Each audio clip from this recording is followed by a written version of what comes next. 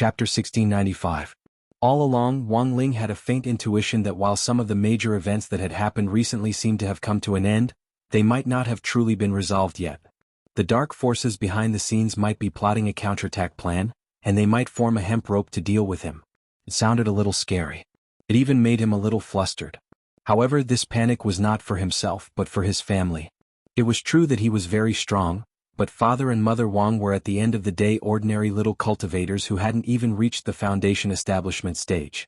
As for his little sister Wang Nuan, she was even more of a little girl who hadn't formally developed yet. Although it was important to accumulate combat experience, he was still in the growth stage. It would not be good if little girl Nuan fought too many times. According to teacher Luo Xiang, letting little girl Nuan continue to fight might constitute the crime of employing child labor to do dangerous labor. Wang Ling felt that he couldn't afford to be accused of this. Thus, he felt that it was necessary to make various preparations. Not for himself but for his family. It was clearly not enough to have a few soul transformation monsters guarding the house. If Father and Mother Wang went out, they might run into other dangers. It was precisely because of this that Wang Ling hadn't cancelled Father Wang's Qilin arm which he had enchanted the last time. Everyone knew that this pair of Qilin arms had transformed into a Qilin maid. One of them was called Kato. One was called Eagle. It was now intelligently controlled and had a very strong learning ability.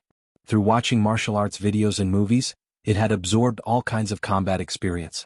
Wang Ling heard that Father Wang's inch punch had been very powerful recently. Every punch landed on flesh and his hand speed was extremely fast. It was almost no different from that martial arts star in the movie, and even seemed to surpass him at one point. Of course, this was an effect that could only be achieved when the Qilin arm was activated. Under normal circumstances, the Qilin arm would be invisible. On one hand, it was to prevent the Qilin maid transformed by the Qilin arm from destroying the harmonious relationship between husband and wife. On the other hand, it was to prevent Father Wang from accidentally breaking the keyboard when he was typing. Therefore, only in life-threatening situations would the Qilin arm be triggered and activated automatically. All in all, compared with Mother Wang, Father Wang still had a certain level of self-defense. But overall it was still not enough. The enemies they were facing now were no longer the arrogant bugs in the corners of Earth. Every single one of them was a universe-level big shot, a being from the old days faction, an ancient being. When encountering these people he had to be well prepared in all aspects. When Wang Nuan had been born, the grave god had wanted to do something to Mother Wang, which had actually given Wang Ling a very important revelation. He felt that it was time to pay attention to his parents. It was Friday, December 26th. For the first time ever Wang Ling took the day off and didn't go to school. It was clearly his birthday today, but he was worrying about the safety of his parents and the comprehensive defense of the Wang family's small villa. Father and Mother Wang were very touched. Because it was Wang Ling's birthday, he had actually thought of giving them presents. Although the present was a pair of long johns, to be honest he had been inspired by Zhou Zi. In order to protect Zhou Zi from danger during this trip to the technology city this time, Audiobook had put on layer after layer the long johns he had given Zhou Zi. It directly turned Zhou Zi into a Michelin tire. However, the results were surprisingly good. For Father and Mother Wang who had no defense ability, long johns were indeed the best choice. Of course, he had made some new improvements to the long johns that had been gifted to him this time. It had been upgraded to version 5.0. The new improvements were as follows. 1. Version 5.0 of the long johns will have the same defense as 10 normal sets of long johns. 2. You don't need to worry about your hands and feet being tied up. With one set, you can directly lock down all parts of your body for thorough protection. 3. In the event of an emergency, you can activate a stand-in attack mode. When the time comes, the long johns will summon a powerful stand-in bodyguard to protect you from all sides. Then there was the backyard and the front yard of the Wang family's small villa. After returning from the technology city, Wang Ling had also brought back 096, which had recognized Anuan as its master, and it was currently being kept in the backyard. 096 had originally been a humanoid rabbit-eared creature. Wang Ling had taught it how to change its appearance so that it could transform into a cute rabbit. It was only the size of a teacup, snow white and looked harmless, but from the way it covered its face, it could still be seen that it was 096. That was to say, the Wang family now had Loopy Toad in the front yard and 096 in the back. A dog and a rabbit as security guards, this arrangement was unheard of. What about the feed? Loopy Toad asked at that moment. Compared with 096, Loopy Toad had Dopey Gua to provide it with private messages at regular intervals. Furthermore, after becoming a divine beast, in addition to ordinary private messages, it could also absorb the power of chaos to replenish itself. But 096 was different. In theory, this type of host creature was also a product of chaos, but in the eyes of chaos, it was a mistake born out of chaos. Thus, its attribute was actually a little strange. It wasn't compatible with chaos, and the power of chaos couldn't provide 096 with normal energy supplements. But Wang Ling had already anticipated this. He took out a grass seed from his pocket and planted it directly in the backyard. This grass seed startled 096 and Loopy Toad at the same time. It's actually Sky Toon grass. Loopy Toad was completely dumbfounded.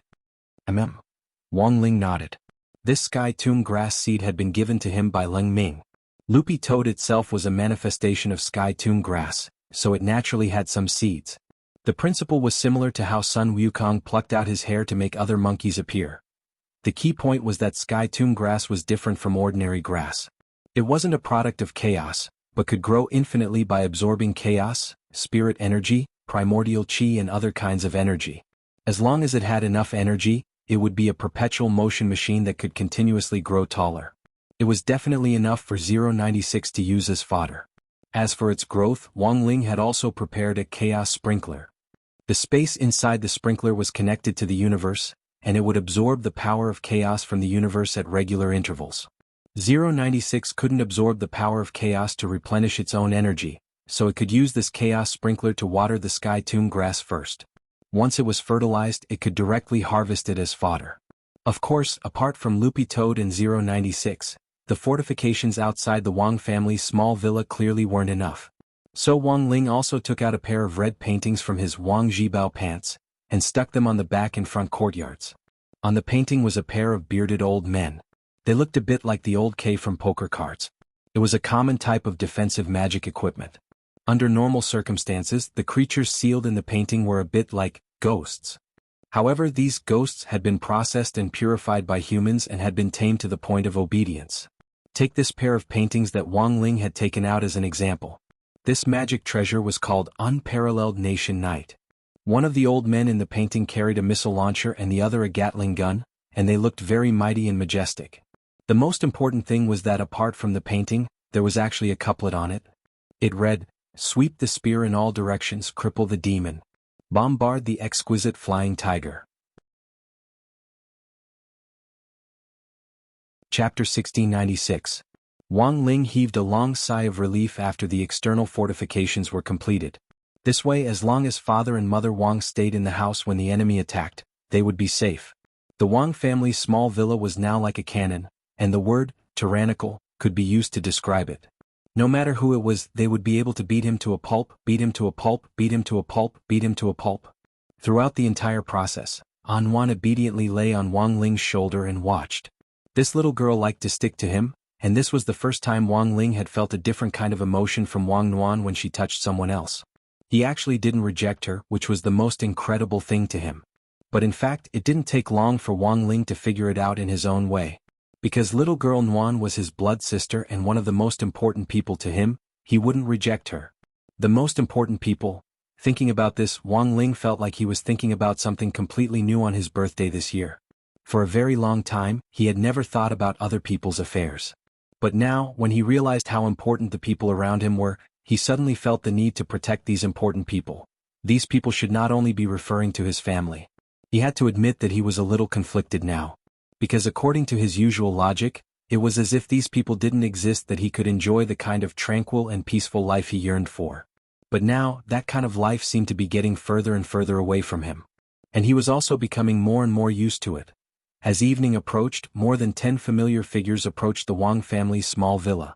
They were divided into two groups. One was led by Super Chin and the other was led by Odd Zhua. As Wang Ling's best brother at number 60 high school, there was no reason not to give him a birthday present. For this reason, whether it was Super Chin, Hero Gua or Little Peanut, they had already prepared their gifts. Earlier, the class had also drawn up a list of Wang Ling's gifts. Super Chin had asked around in private, and Wang Ling had then compiled the list and sent it to Wang Ling. Because of Wang Ling's reticence, there weren't many people who were on good terms with him. Logically speaking, he shouldn't have received too many gifts. But the list this time was surprisingly generous. Why are there so many people? When Hirogwa saw the full list, he was a little dumbfounded. Because a lot of people hear that Wang Ling is a mascot. In a sense, giving a gift to a mascot is a tribute that can increase one's luck, Little Peanut said. That's true, but in reality, the situation is more complicated than we thought. Complicated? Didn't you see that there are a lot of people from other classes on the gift list? They don't usually have anything to do with Wang Ling, so why would they give him gifts for no reason? Yes. How strange. Super Chin spread his hands and said, "It's not strange at all. I think it's very likely that these people have also joined the Great Church." Hirogwa and Little Peanut nodded at almost the same time. They might not believe what other people said, but Super Chin's mouth was real. He had to believe it. Of course, although there were many people who gave gifts, the gifts themselves were not that expensive. They were all high school students, so what they gave was just a thought. Not everyone could give an aircraft carrier as a gift like Lotus Sun's family. Thus, after school that day, Super Chin, Hirogwa and Little Peanut directly delivered the gifts to the entrance of the Wang family's small villa. They had thought that Lotus Sun would also come, but to their surprise, she actually refused the invitation and directly disappeared as soon as the students left. Super Chin felt that it wasn't that Lotus Sun didn't want to give Wang Ling a gift, but that she clearly had her own reasons. It was just that he didn't know what on earth she wanted to do. Given Huagua Water Curtain Group's financial resources, there was nothing in the world that money couldn't buy. But Super Chin felt that Lotus Sun definitely wouldn't want to give such an insincere gift. Hirogwa, what do you think Lotus Sun will give Wang Ling? She won't directly give him a house, right? If she directly gives him a house, then oh my god, I'll have to work so hard for so many years. Probably not a house. This gift is too expensive, Wang Ling might not accept it, Little Peanut said. Also, this kind of gift is very tacky. For rich people, a house isn't a house at all, it's just a playing card.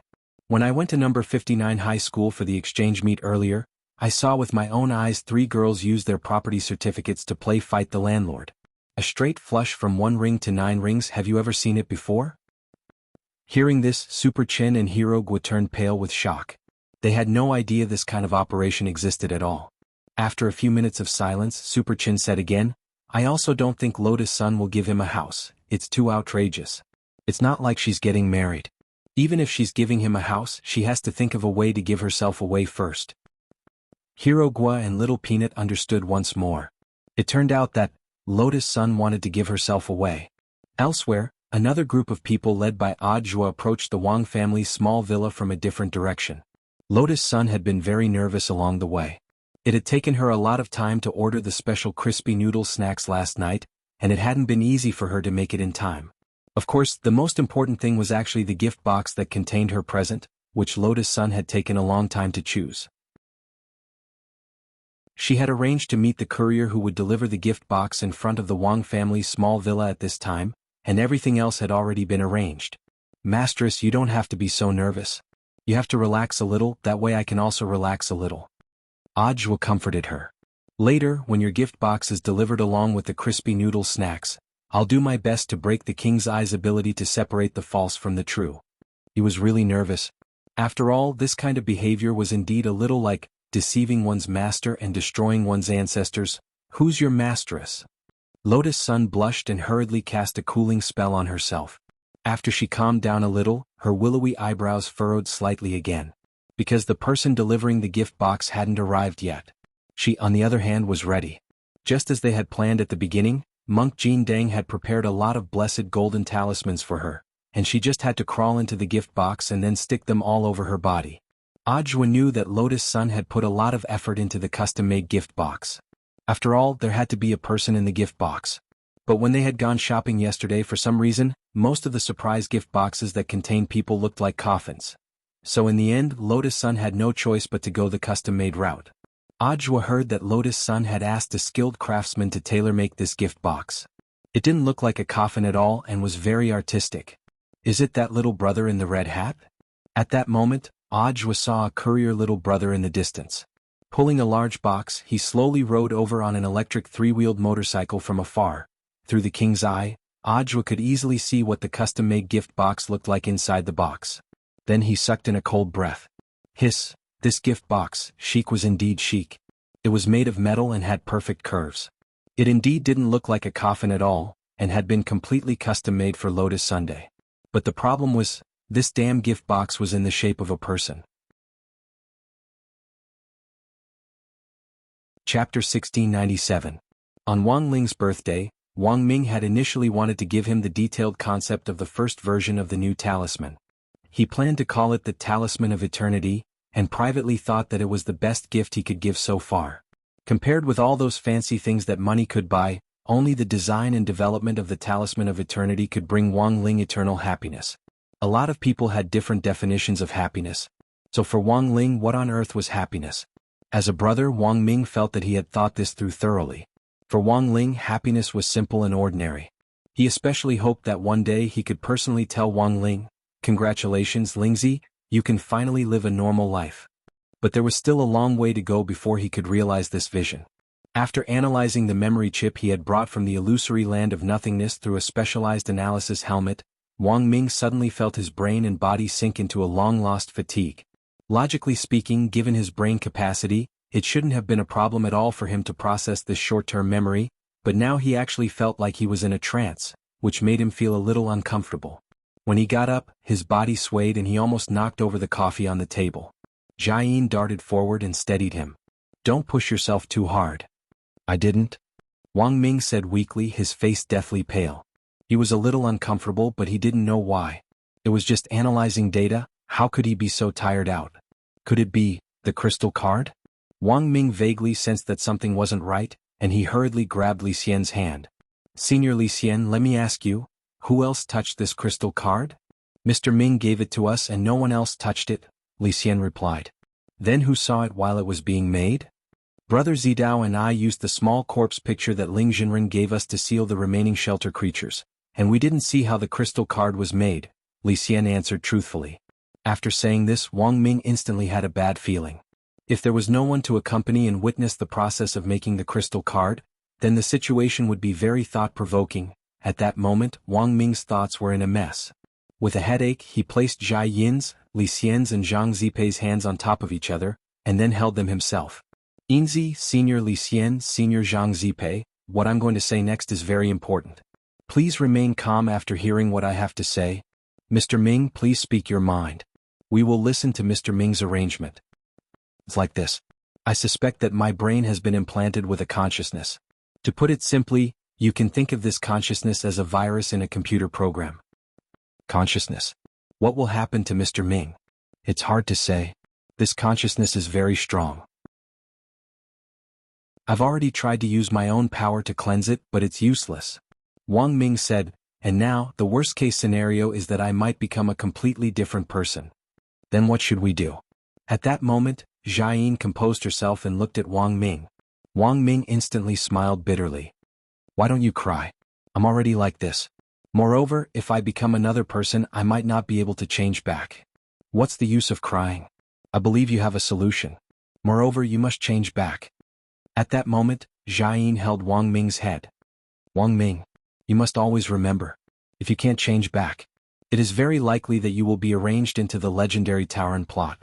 Wang Ming, Jianghu's explanation was too terrifying, and Wang Ming was instantly enlightened. As it turned out, this obsession to avoid being turned into a Taoran played a huge role in the subsequent progress. On the other side, Audiobook and Lotus Sun were still at a loss over this shocking humanoid gift box in front of them. The courier in charge of delivering the gift box was provided by the merchant. In the face of the customer's dissatisfaction, the courier was slightly helpless. "Miss Sun, this gift box was completely customized according to your requirements. The key is that it really doesn't look like a coffin at all. Moreover, it looked very exquisite. The workmanship is excellent. Moreover, our boss knows that Miss Sun wants to give it to her boyfriend as a surprise." "No, he's not. He will be in the future. Our gift box took the boss an entire night to make, and he's very proud of it. When you open it, there's a hidden compartment and it even comes with a baby bed." The courier little brother rubbed his hands together. Their boss had actually already taken this step into account. No girl could resist the thought of loving the person she liked for the rest of her life and then having babies. Often, it only took a few design elements related to babies to increase the overflowing maternal instincts of these girls. This was the general trend. It was precisely because of this that there were more and more mother fans these days. Sure enough, after hearing this, Lotus Sun couldn't hold back anymore and immediately made up her mind. No need to say anymore, I'll buy it. Ajwa. Thus, 10 minutes later, Ajwa delivered a truck of limited edition crispy noodle snacks and a humanoid gift box to the entrance of the Wang family's small villa. Mother Wang, who had come out to help sign for the gifts, was startled. Little Jua, these are gifts for Shifu, but I'm not the one giving them. I'm just in charge of escorting them, Ajwa said as he wiped at his sweat. AI, just come, you don't have to give anything, you're too polite. After exchanging a few pleasantries, Mother Wang focused all her attention on this very distinctive humanoid gift box on the side. Ajwa immediately became nervous. Don't be anxious, let me explain. Little Zhuozi, you don't need to explain. Mother Wang was dazed for a long while before she shook her head. Children are all grown up, it's easy to hold it in during growth and development, so it's normal for them to need their own outlet.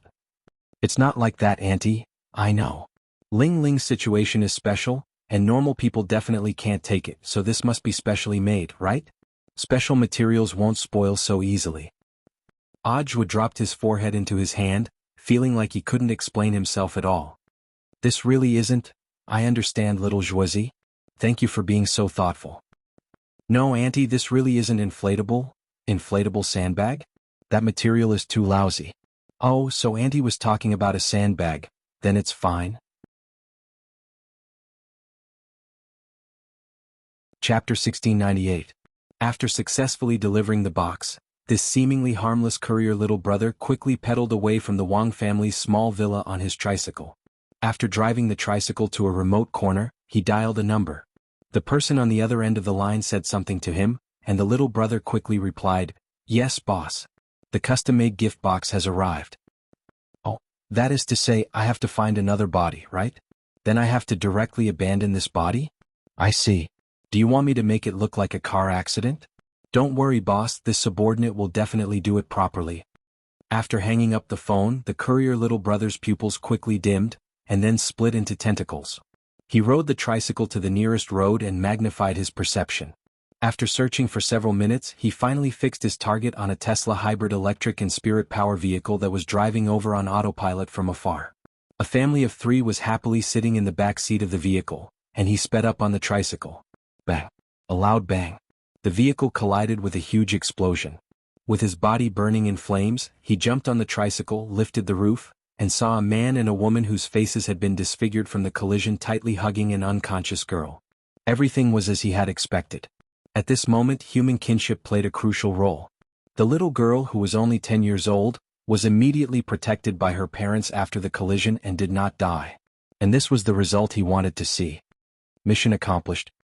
He couldn't help curling his lips, and an invisible golden light separated from his body and attached itself to the little girl's body. From the next moment onwards, he was no longer himself. Her name was Qin Xiaomo.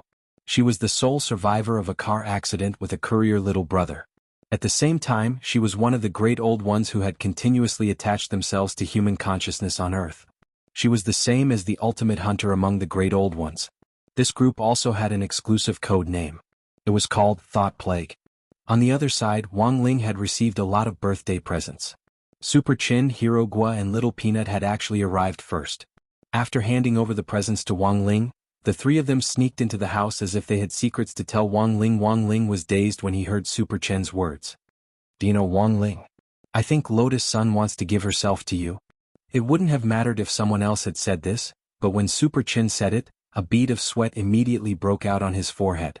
You want to give yourself to him? There was no need for that. How could he accept a living person as a gift? Most importantly, he felt that Lotus Sun was useless and not as delicious as crispy noodle snacks. In addition, Wang Ling had no intention of dating at all.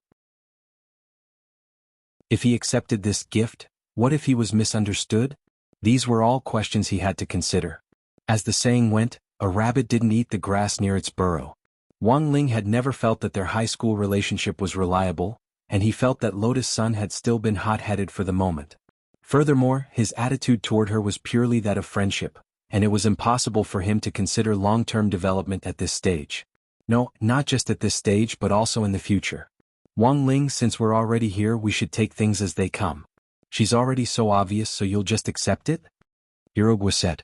Don't worry, we brothers will definitely support you fully. But isn't it a little too introverted to fall in love now? Old Pan won't be happy, said Little Peanut. She's a pedantic old fogey, Hirogua retorted.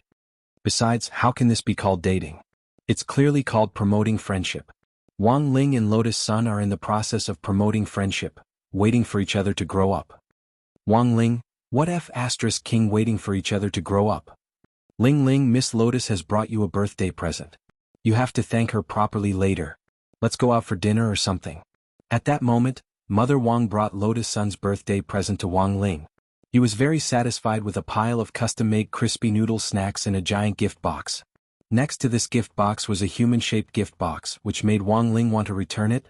Ah! The weather's pretty good today, Wang Ling. Happy birthday to you. We'll take our leave first. Super Chin was already grinning from ear to ear in his heart. He hurriedly patted Hirogua and Little Peanut on the shoulders and practically chased them out of Wang Ling's room before quickly disappearing. It could be said that Super Chen's insight wasn't bad.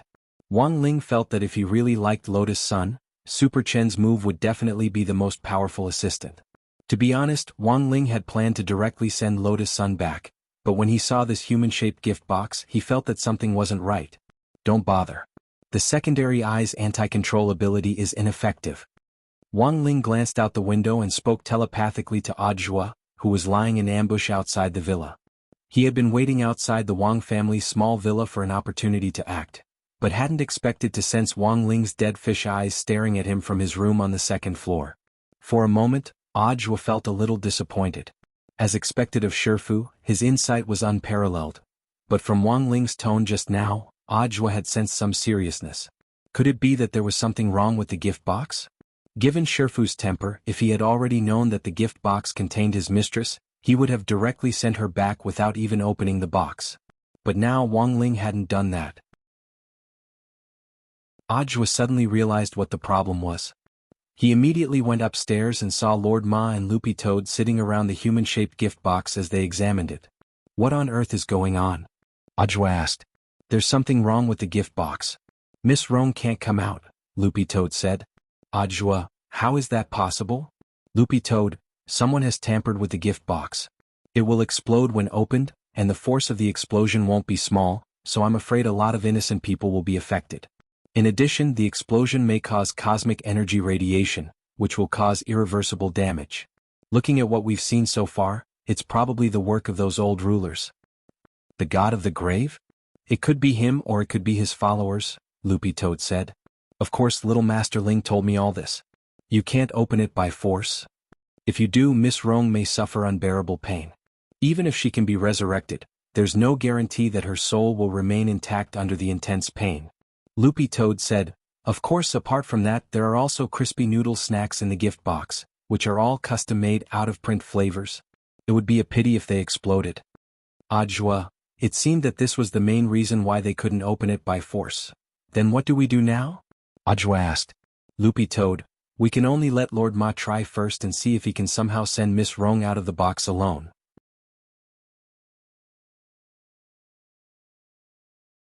Chapter 1699. Using the teleportation spell to locate the target, Lord Ma's mood at that moment was extremely complicated and extremely nervous. As a man in love, he actually had a feeling that this man next to him said that he wanted to save crispy noodles and acted like a role model for our generation, but in fact, the one he really wanted to save was Lotus Sunday. It was just that he didn't say it out loud because of his personality. He didn't know if his intuition was right, but rescuing Lotus Sun had impressively become his #1 mission. And it was very obvious that he could only succeed, he couldn't fail. If he couldn't save her, he felt that he was probably going to die. As a toilet bowl that had been used by the men of the Wang family in turn, and the only man who had seen the buttocks of the men of the Wang family, he was now the strongest among the gremlins who had been enlightened, and the only gremlin who had formed an ill-fated relationship with the cosmic god tree. For the first time, Lord Ma had a serious attitude as if he were performing surgery, and transported a specific person. The next second there was a flash of light, and next to Wang Ling, Lord Ma, who was covered in cold sweat, instantly disappeared, to be replaced by a soft body covered in talismans. Because she had been in the human-shaped gift box for too long, and also because she had overheard the conversation outside, she had been a little nervous, causing Lotus Sun to feel a little short of oxygen. Now that she had been rescued by Lord Ma, her legs immediately turned to jelly. At first she was going to fall toward Audiobook, but he didn't intend to help her up at all. Instead he secretly used the gravitation spell to turn Lotus Sun around, and she instantly fell on Wang Ling. Lotus Sun. Wang Ling. The two of them looked at each other in dismay. Only Lotus Sun's face heated up and she hurriedly let go.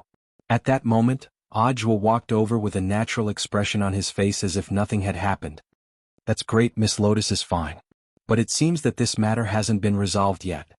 It was true that Lord Ma had saved Lotus Sunday. But in fact this couldn't be called saving.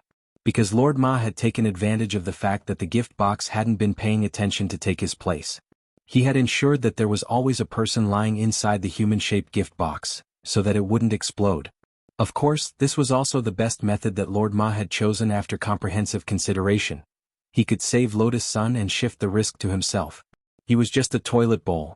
Even if the gift box exploded in the end, he wouldn't feel any pain. Wang Ling fully acknowledged Lord Ma's performance. Unlike ordinary human cultivators, it was Wang Ling who bestowed the souls of the gremlins they enlightened. Therefore Lord Ma's move of exchanging a leopard cat for a crown prince, swapping himself in would make things much easier. Wang Ling cooperated well. He had been watching on the side for a long time, and knew what Wang Ling was thinking at the moment. He immediately took this humanoid gift box and used the warp shrinking technique to get far away from Earth to another corner of the universe. This was the place where Wang Ying and Sun Yinger often played the planet wall tapping technique. God knows how many spirits of planets have been harmed by him. Therefore it was the most suitable time to detonate it. In any case, these planet spirits would be repaired by him in the future. Bang! A few seconds later, a huge explosion came from the depths of the universe. A huge mushroom cloud appeared out of thin air, accompanied by a powerful explosion that extended for several light years, blasting everything in its surroundings into pieces. Cultivators below the Tao God realm couldn't hear it. Wang Ling's ears twitched as he looked in a certain direction in the air. Following his line of sight, he saw that it was the location of the explosion. The scale of the explosion was bigger than Wang Ling had actually expected. This was because the spirits of the planets had also been detonated at the same time, resulting in a chain of explosions that were like toppling dominoes, instantly increasing the range and power of the explosion to an even greater level. It was hard to imagine what kind of destruction it would cause if something of this scale happened on Earth. It was likely that the entire solar system would vanish. And no ordinary person could set up this kind of method. Then Wang Ying returned with Lord Ma, who had been repaired in an instant. Lord Ma had personally experienced the explosion. Although he was the most senior of the gremlins, his face clearly didn't look too good. He shuddered slowly, still feeling some lingering fear. He had never experienced an explosion of this scale before. If it hadn't been for the special nature of enlightened gremlins, it would have been difficult for him to survive. Teacher Ma, what on earth happened? Audiobook imitated the tone of a very popular ghost animal video recently, but Wang Ling rolled his eyes at him. Shifu, don't blame me. I just wanted to liven up the atmosphere. Audiobook smiled awkwardly. Sorry Lord Ma, it's all because of me. Lotus Sun blamed herself a little. This has nothing to do with Miss Rong. Even if it had been someone else lying in the gift box, the other party would have done the same. It was just that Miss Rong happened to be being used. Lord Ma thought for a bit and said, also this kind of method isn't something an ordinary person can do. Master asked for leave today to specially build fortifications at home in order to prepare for a rainy day and defend against external enemies. I never thought that these people would actually move so quickly. Which people? Lotus Sun asked. The ones we dealt with before. They were at least at the cosmic level, Lord Ma replied. But didn't Wang Ling already? Since they're cosmic level figures, they must have their own way of resurrecting. They won't be so easily wiped out. Even a speck of ash could be the key to their resurrection. Then their strength must have been greatly reduced, Lotus Sun said. That's right. But if these defeated people band together and plan to deal with them together, it'll still be a little troublesome. Lord Ma sighed and said, when you find a pile of cockroaches crawling all over the floor in the kitchen, there will always be fish that slip through the net with one slap. But if you blow up the kitchen, you might bring disaster to yourself and even your neighbors. Hearing this, Lotus Sun nodded slightly. She knew that this kind of thing wouldn't be easy to deal with, especially for Wang Ling, who had to be cautious in all aspects. Then, is there anything I can do to help now? Lotus Sun asked. It's very simple. At that moment, Loopy Toad jumped onto the table and looked at Lotus Sun as it said, you just need to protect yourself. Looking at all the signs, they've already set their sights on you. So it's best to upgrade the 6 cores Mysterious Sea. Upgrade 9 cores? Lotus Sun was astonished. 9 cores Mysterious Sea. With this combat strength, it's enough. Lord Ma also nodded and said, but I also sensed something strange in the explosion just now. At that moment, Lord Ma opened his mouth and a transparent ball of light came out. If your eyesight isn't strong enough, you probably won't be able to see it. I caught this thing in the explosion, and it seems to have the ability to control consciousness.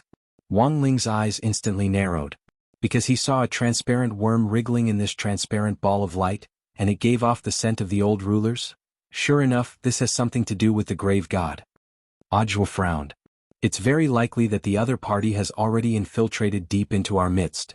Lord Ma said, this worm can control consciousness, so it can also quietly infect human cultivators. Judging from what they know about us, I'm afraid someone important to Lord Ling has already been infected.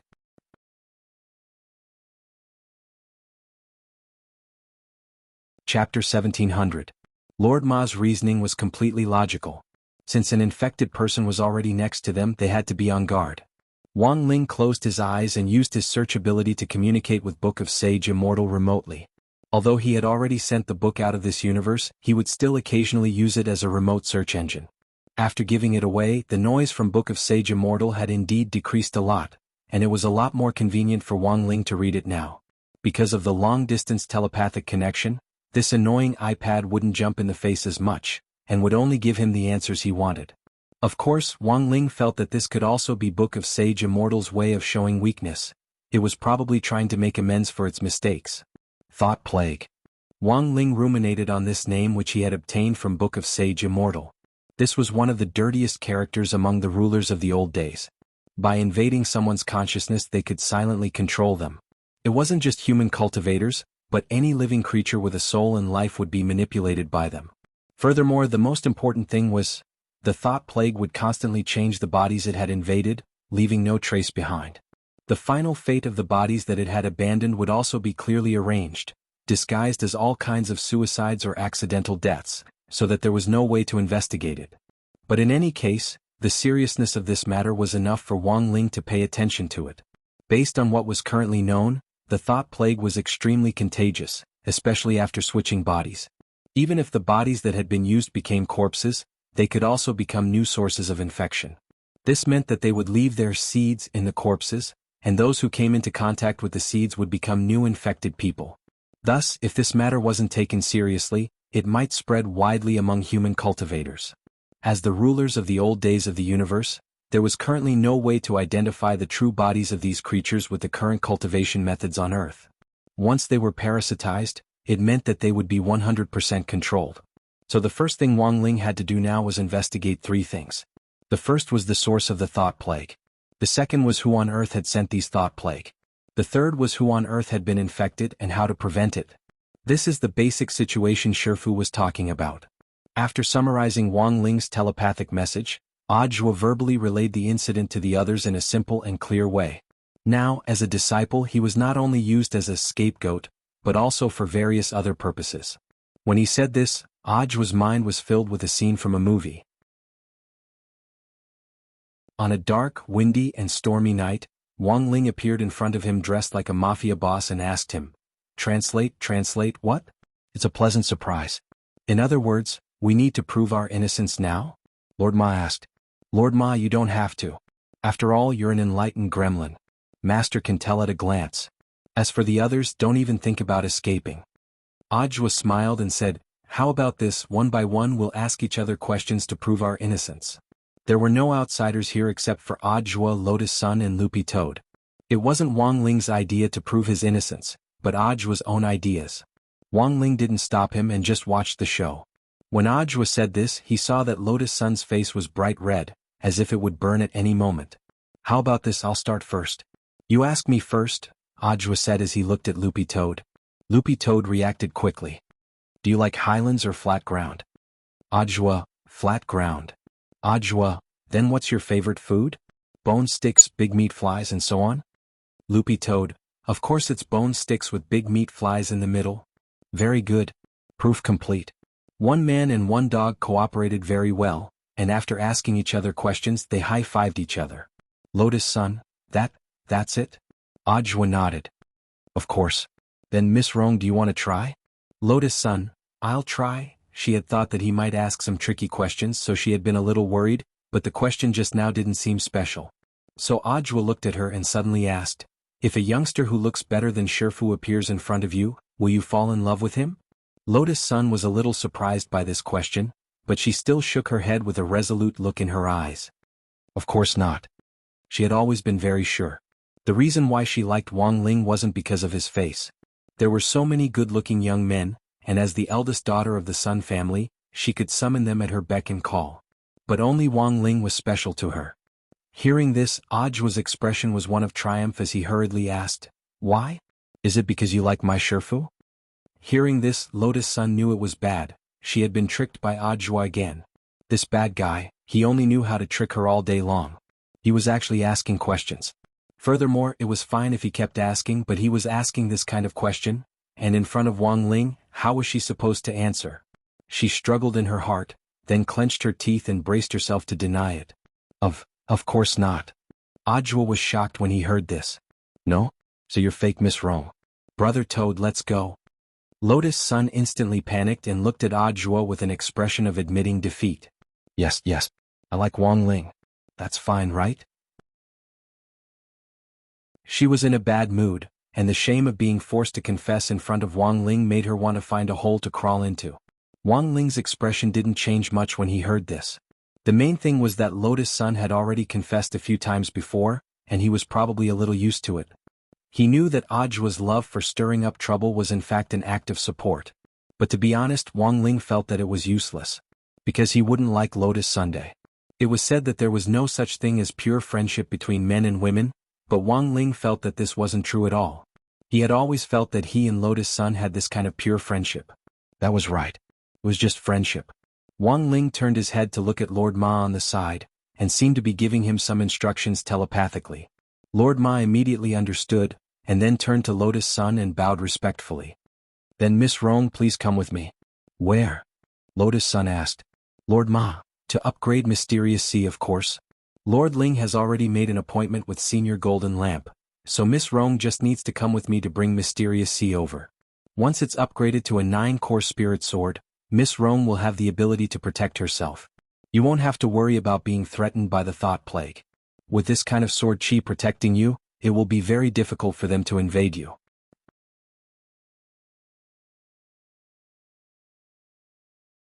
Chapter 1701. Following Monk Golden Lamp into the mountain of Backtrack, Lotus-san felt like she was revisiting an old place. The last time she had leveled up in the Mysterious Sea here, it just so happened that she had helped Loopy Toad resolve the chaos catastrophe caused by its advancement from a holy beast to a divine beast. This time she entered again to complete the upgrade of the 9 cores Mysterious Sea. She was unfamiliar with it the first time but familiar with it the second time. This time her mood was much calmer than before. She was just a little worried that she wouldn't be able to control the Mysterious Sea after it was upgraded to 9 cores. Miss Rong, you don't need to be nervous. The success rate for upgrading the 9 cores Mysterious Sea is 100%. Since you've already fused it several times, the subsequent fuses won't be that difficult, Monk Golden Lamp said. As for why Ling Jinren chose this poor monk to bring Miss Rong here, it's mainly to guard against the surge of energy after the Mysterious Sea is upgraded to a 9-core spirit sword. It's definitely very strong, and I'm worried that I won't be able to control it. Lotus-san frowned slightly. Her strength had been stuck at the peak late foundation establishment stage, and she was only a hair's breadth away from the golden core stage. Although her battle strength with the Mysterious Sea was far more than that, she couldn't improve her basic realm, and controlling the Mysterious Sea had always been a problem. Just like equipment in games, equipment had a level limit, and if a character's level wasn't high enough, they wouldn't be able to bear the additional attributes of powerful equipment. If she didn't control it properly, it wouldn't just be dangerous for herself, but also for the people around her. This wasn't what Lotus-san wanted to see. While she was letting her imagination run wild, Tyrant suddenly laughed. Miss Rong, you're thinking too much. Although I've told you before to use Mysterious Sea's power cautiously, I don't think it's worth it. Although this poor monk has said before that Miss Rong should be cautious in using the Mysterious Sea's power, you don't need to worry about controlling it. But isn't it usually, that's true in normal circumstances. Spirit swords, magic weapons, and even some high-level talismans in the cultivation world all have realm restrictions. If your realm isn't high enough, you won't be able to use them smoothly. This is because the cultivator's realm is too low and they don't have enough spirit energy. Using these high-level magic treasures consumes a lot of spirit energy, which they can't afford at all. Monk Golden Lamp said, "It might seem like a restriction, but the main reason is that you don't have enough spirit energy." "What about me?" she asked. "Miss Rong already has 6 cores on the mysterious sea. Haven't you noticed it after using it for so long?" This is because Lady Rong doesn't need to worry about the consumption of spiritual power. Monk Jin Deng said, "When the mechanism of becoming one with the sword is activated, Mysterious Sea's power is Miss Rong's power. Under such a passive ability, the problem of insufficient spiritual power can be directly ignored." "I see."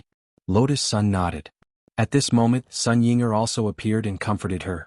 "I told you, Rong, you're thinking too much. It's impossible for you to lose control. Even if you do, you still have me. And this time, I feel that you and Ling Jinren have made great progress." Lotus Sun was stunned. Where did I, Sun Yinger? It's really big.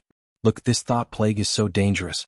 There are so many people in Battle Sect, but the first thing he thought of was to help you increase your strength. Sun Yinger wasn't trying to make fun of Lotus Sun like she usually did, but she truly felt that there was a lot of progress between the two of them this time. Although she didn't show it on her face, Lotus Sun was actually overjoyed. On the other side, Jua, who had been secretly assisting them all this time, was also very touched. After Lord Ma and Lotus Sun met up with Monk Golden Lamp and left the Wang family's small villa, he stared at Wang Ling, who couldn't wait to open the plastic bag of the custom-made crispy noodle snacks, and asked, "Shifu, do you have some thoughts about Miss Rong?" Wang Ling was very confused, but he didn't deny it. He did indeed have some thoughts. But this was mainly because Lotus Sun had been forced to confess to him after the question-and-answer session just now. If Lotus Sun continued to stay here, it would be awkward for both of them. Instead of that, it would be better to think of a way to send her away. Besides, Lotus Sun was always in his room, and he couldn't eat crispy noodle snacks. Wang Ling had never been in the habit of being stared at while he ate. In the school cafeteria, he usually ate in a corner. This was the basic process. Avoid familiar people as much as possible and force yourself to eat with them. Choose a corner. Snap your fingers. Stop time. Then you quickly finished everything on your plate. Snap your fingers again and time returned to the classroom. This way Wang Ling wouldn't feel uncomfortable being stared at while he ate, and eating wouldn't waste any time. Time stop was a very useful trick. There were times when laziness flared up and you didn't want to do your homework at night.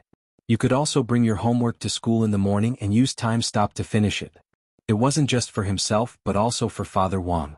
There were times when Father Wang really couldn't catch up with the updates, and he would ask Wang Ling to use time stop to temporarily freeze time.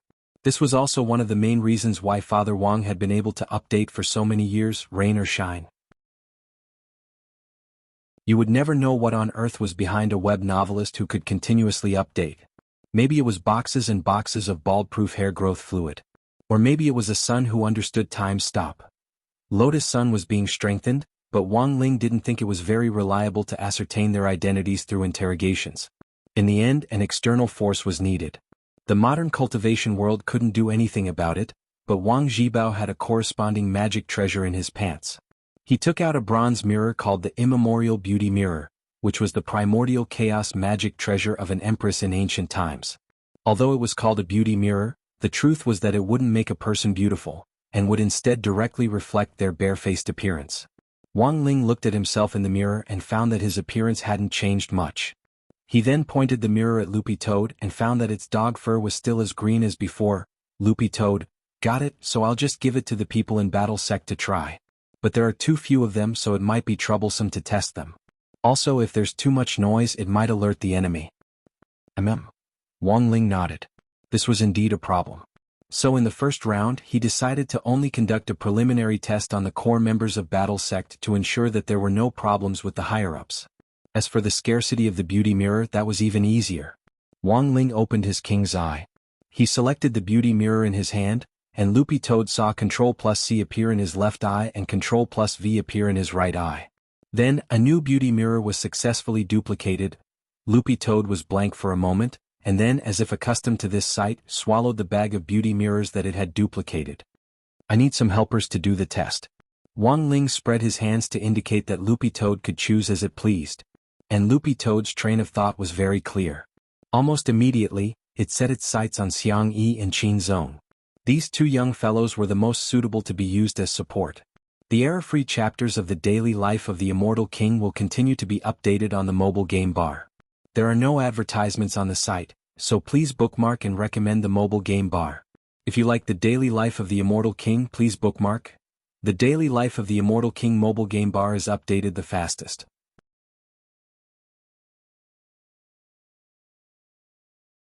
Chapter 1702.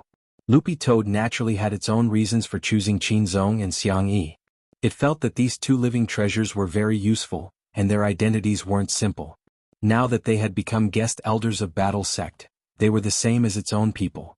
Since both of them had come to learn from Wang Ling, Loopy Toad felt that it could worm its way into becoming friends. When all was said and done, it was an old member of Battle Sect, and it was reasonable for an old man to bring along a newcomer. But while a guest elder was an honorary position in Battle Sect, it was on the same level as an elder, so Loopy Toad couldn't act like an old man in front of these two people, and had to be polite as much as possible. At 8 o'clock that night, in front of Battle Sect's guest elder branch, Loopy Toad met up with Qin Zong and Xiang Yi. When it found them, they were playing chess in the courtyard with the air of great generals. They didn't give in to each other and were racking their brains. Of course, playing chess also depended on luck.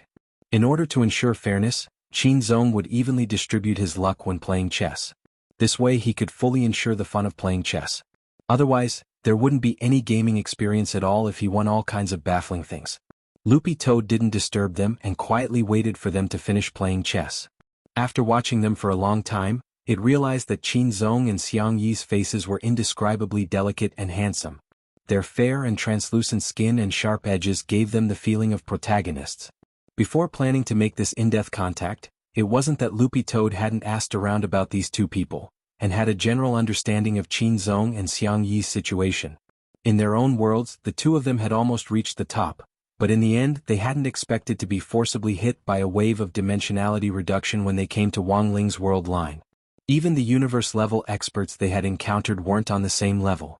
It was only after coincidentally running into the Heartless Ancestor this time that the two of them realized that there was no end to learning. Loopy Toad had to add one more thing. That was, in order to ensure that they were serious enough in their studies, Xiang Yi's real body had switched back with his shadow after meeting his wife. The one in front of Loopy Toad now was the real Xiang Yi. I lost again.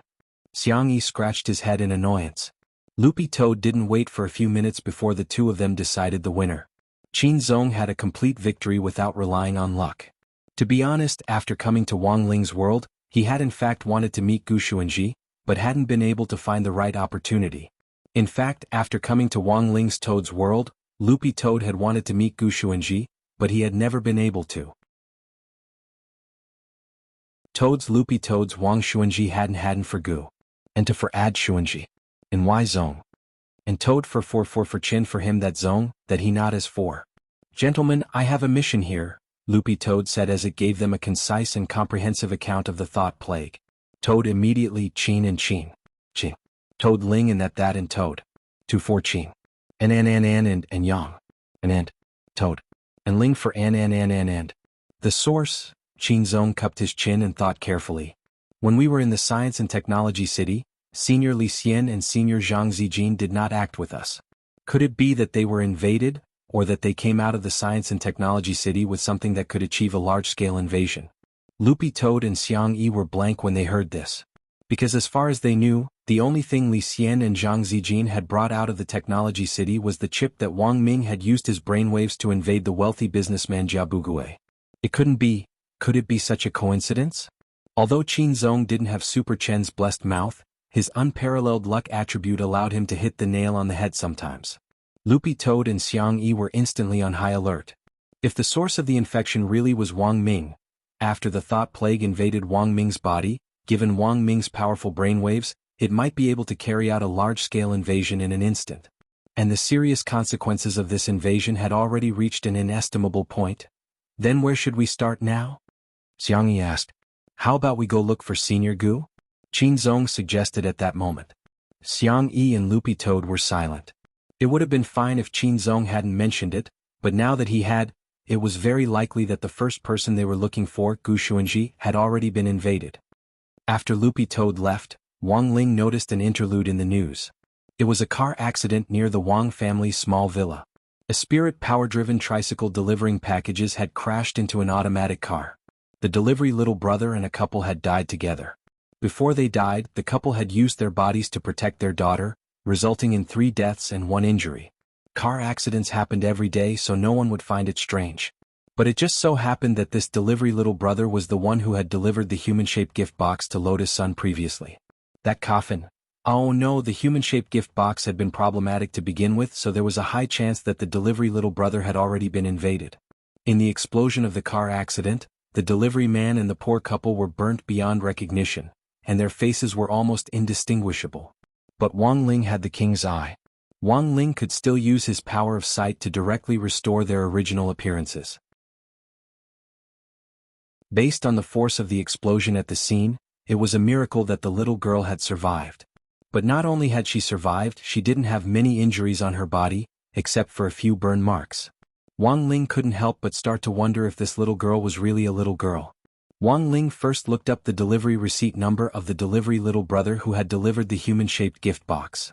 He could directly find out his work number from the receipt number, and then file a complaint with the customer service staff to get his exact personal information. Then he remotely used Book of Sage Immortal to find out the girl's name, Qin Xiaomu. He then followed this information to find out about Qin Xiaomu's parents. After getting the information on the 3, he directly teleported to the hospital morgue. Outside the morgue of 9th Cultivation People's Hospital, several family members were crying. Wang Ling could hear their heart-wrenching cries through the thick iron door. He sighed in his heart. Resurrecting these 3 people directly went against Heavenly Tao. But after all, the source of their deaths was that ancient creature, and it wasn't an ordinary accident. Thus, Wang Ling felt that resurrecting these 3 people was actually harmless. Of course, even if he was on the Heavenly Tao whitelist, the process still seemed a little irregular. Thus, when Wang Ling teleported to the hospital morgue, he called Death Heavenly Tao, who was currently guarding number 60 high school's entrance, over. In this way, people were resurrected by Death Heavenly Tao. What did that have to do with Wang Ling?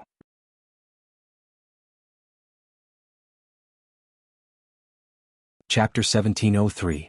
When Death Heavenly Tao had been summoned by Wang Ling, he was still wearing number 60 high school's school guard captain uniform. The original school guard captain, Old Li, had already reached retirement age, so he had given the position to Death Heavenly Tao. Death Heavenly Tao was moved, and added 200 years to Old Li's lifespan in the Book of Life and Death, which was simply a huge gain.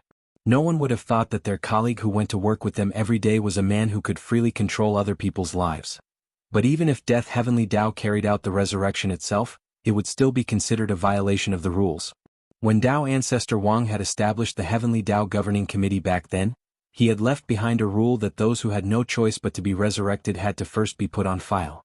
That was, after the Heavenly Tao Governing Committee was established, the 6 main Heavenly Tao would review and approve it before the twin brothers could carry out the resurrection. The brothers actually had a division of labor for the entire resurrection process. For example, Wang Ling's older brother, Survival Heavenly Tao, was mainly responsible for resurrecting people who had died subjectively. So, what was subjectively? For example, people who died from illness, near the end of their lifespans, or even suicide were all considered subjectively. In contrast, Death Heavenly Tao dealt with deaths that were more like accidental deaths. But this express delivery little brother's situation was a little more complicated. While it was true that he had been invaded by the thought plague and had gotten into a car accident early, the truth was that at the same time as the car accident, the illness caused by long-term overtime work manifested itself in that moment. Almost at the same time that he was killed, the express delivery little brother suffered a myocardial infarction, which resulted in sudden cardiac arrest and suffocation.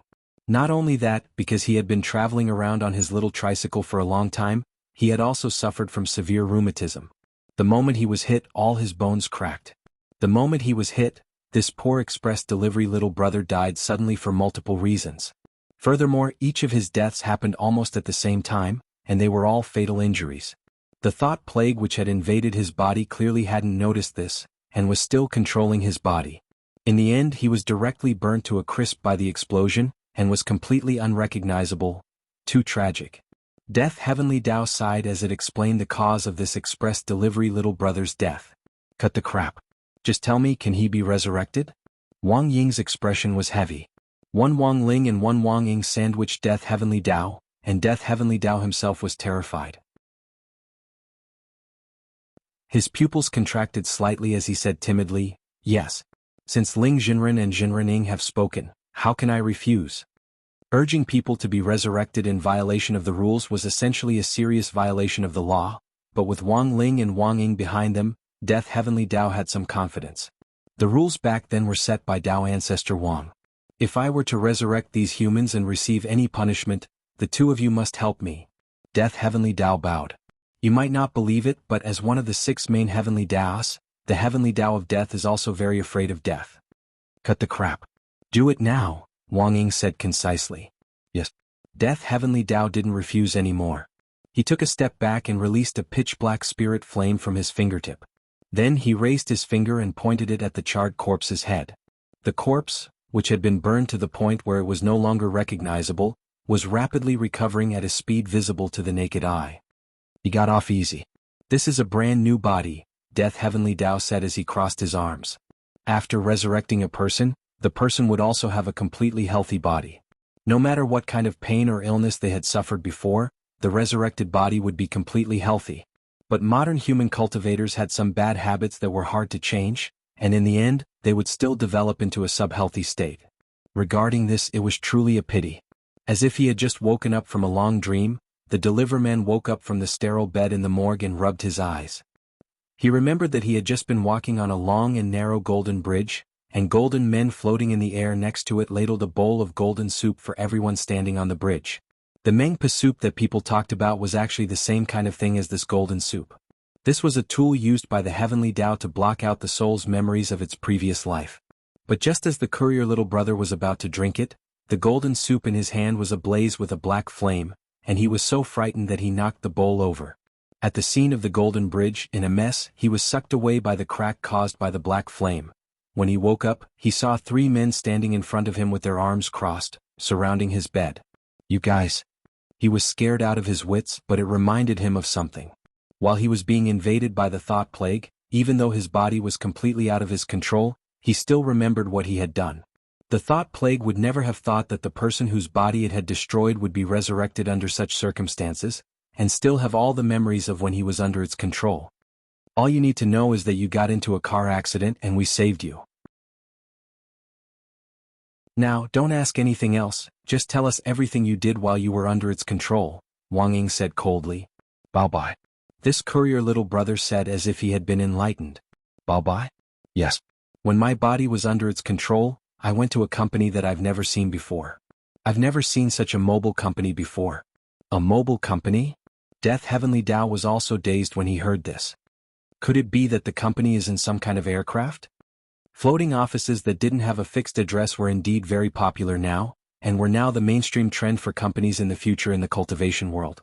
Although the company's location was constantly changing, it could use this advantage to easily recruit talents from all over the country, and introduce talents from all over the country by setting up an aerial office. The biggest advantage of this type of floating office was that the boat would float by each designated city on a fixed schedule, so that many workers from other places could take the company's shuttle bus back home often to visit. But there were still very few companies that could master this kind of cutting-edge technology. Only a large financial group that was as rich as a country would have the material and financial resources to operate it. However, the Bao Bai company, that the courier little brother mentioned, seemed to be a new term among the limited number of aerial companies. Before this, there were plenty of advertisements for those famous aerial companies, but Wang Ling had never heard of this Bao Bai company. He didn't know why, but he felt that the company's name was familiar.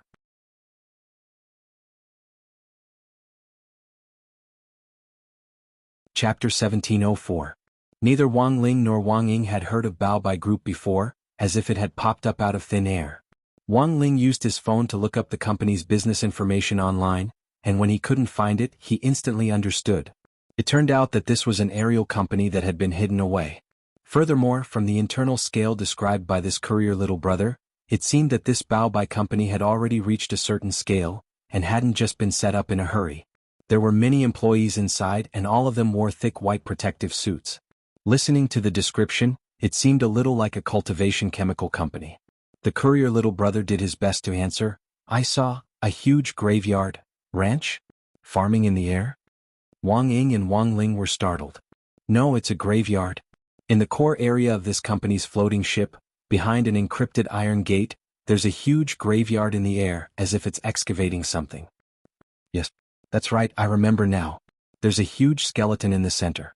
It looks like a very large creature, but I can't tell what it is. Its tail alone is dozens of feet high, and the nameplate on it is engraved with the words SCB Special Faction. Sheltered creatures? Wang Ling was a little surprised by this answer. Because in the small corpse painting, he had already asked Li Xian and Zhang Zizi to lock up all the sheltered creatures that the Heartless Ancestor had hidden as he traveled the universe. Among the strongest of them, apart from 096, who had become a rabbit guarding Wang Ling's backyard, 005, 007 and 009, these sheltered creatures of the old faction, were all immobilized in the king's eye, and were extremely well behaved. Go to sleep. After the interrogation was more or less complete, Death Heavenly Dao snapped its fingers to make this courier little brother forget everything.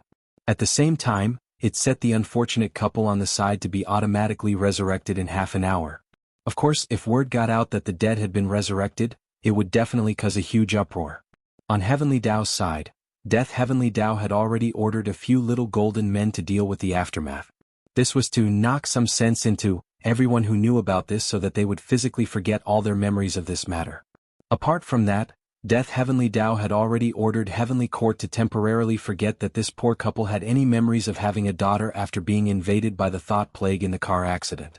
When the little girl returned, they would automatically recall it. After setting everything up, Death Heavenly Dao looked at Wang Ling and Wang Ying and said worriedly, Ling Jinren, I don't think it's that simple. Ling Jinren already has control over the living creatures of the Old Days faction and the Great Dao faction, so it's a little strange that new living creatures have appeared. What do you think? Wang Ying asked. Death Heavenly Dao took a deep breath and said, judging from the way things were handled, there were at least 3 people involved. One was that undying cockroach Baizha. The second was the grave god, and the third was the Heartless Ancestor. He should not be completely dead. That kind of ancient figure had too many ways to survive.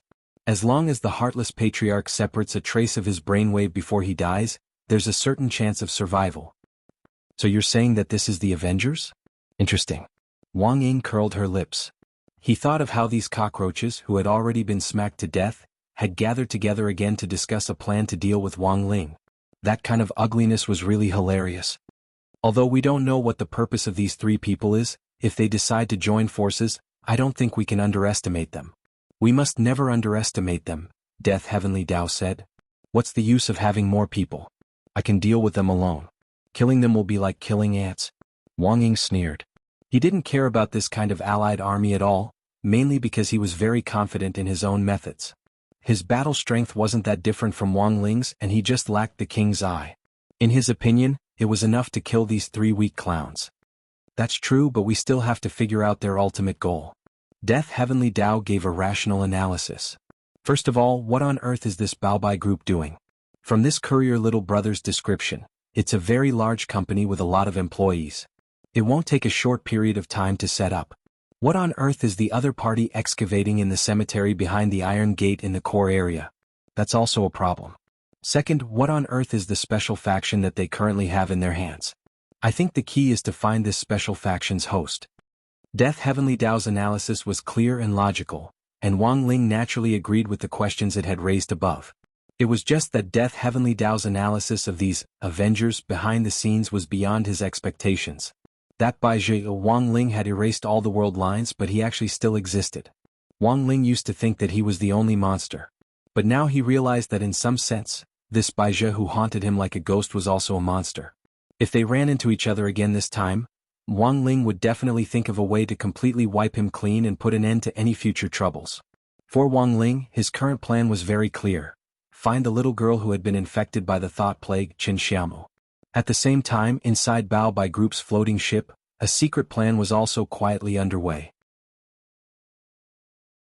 Wang Ming had appeared here, but at that moment he was no longer Wang Ming.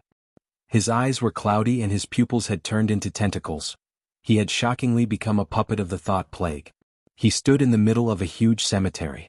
Countless people in white and thick protective suits were using shovels, gold brushes, and all kinds of sophisticated scanning equipment to explore and excavate the site. New skeleton of a special shelter, SCP-0. 1598 has been discovered. SEAL team, please get ready. The aura of the skeleton is very strong.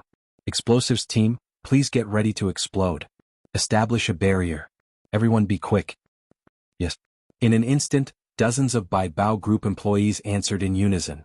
Citizens of Bao Bai, you are about to witness a great piece of history that will be remembered by the world. Wang Ming's face was enveloped in the light of the fire, and his cheeks were bright red. He spoke excitedly with a strong desire for revenge. Wang Ming had miscalculated. He had never thought that his body would be controlled by this person. Although he had the help of the Grave God and Baizhe, he had obtained a new body and a brain with tremendous potential. He just needed to inject a trace of the God Brain's brainwave into it, and in time he would obtain a brain that was even more powerful than the God Brain. Although it wasn't his style to live under someone else's roof, the Heartless Patriarch was well aware that if they didn't join forces at that moment, there was no way they could deal with that terrifying man on Earth. The three of you didn't expect this, did you? You feigned civility and pretended to get close to me in an attempt to enter Bao Bai. But I've already calculated this. Holding Wang Ming's body, the Heartless Patriarch stared at the three people on the stake in front of him: Li Xian, Zhang Ziden, and Jia Yin. Among them, Li Xian and Zhang Ziden were seriously injured. Although they didn't feel much pain, they didn't expect that their plan to enter Bao Bai would be directly foiled. At the same time, there was something even more unexpected.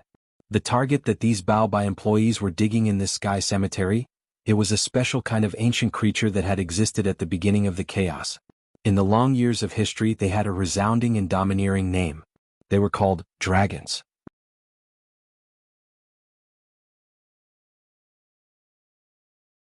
Chapter 1705. At the very beginning, when chaos had given birth to the order of the universe, there had indeed been a huge race that had now been overlooked. At that time, the concept of shelter hadn't even existed yet. The powerful and prosperous Dragon Clan and the Great Old Ones stood as equals, and together they controlled the deep, dark, chaotic and twisted universe. Until one day the Dragon Clan's stronghold, Mount Wanlong, exploded overnight for some inexplicable reason, and the leader of the Dragon Clan, King Wanlong, was killed on the spot. Thus, the power of balance gradually became unbalanced.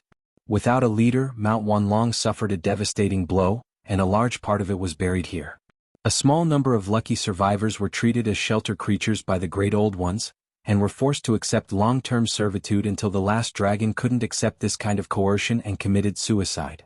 Li Xian and Zhang Ziden were tied to the stake, beads of cold sweat running down their cheeks. Neither of them had expected things to turn out like this. According to Wang Ming's original plan, they would follow the will of the controlled Wang Ming and go deep into the heart of this place. Then they would act according to the situation and wait for Wang Ming to break free of the thought plague's restraints, wreak havoc here and tear everything down. But when the appointed time came, Li Xian and Zhang Ziden didn't get to see the real Wang Ming take control of their bodies again. Thus, in that instant, both of them simultaneously felt that the situation was far from good. After all, they were skeletons that had come out of the Supreme Corpse wrapping diagram. Their bodies were illusory images formed by the king's eye, so they wouldn't feel any pain. However, it was different when Jia Yin was captured. If the land they were standing on had really been Mount Wanlong back then and was now known as the Dragon Graveyard, then there would definitely be a lot of dragon bones buried here. Although these dragons were already dead, their dragon breath still lingered. Given Jia Yin's physique, there was no way she could stay here for too long. Thus, they had to think of a way to get out. But if they left, Wang Ming, who had yet to take control of his body, would be isolated and helpless. It was a dilemma. Although they weren't in good shape right now, both of them thought that if they worked together, it wouldn't be a problem for them to escape with Jia Yin and Wang Ming.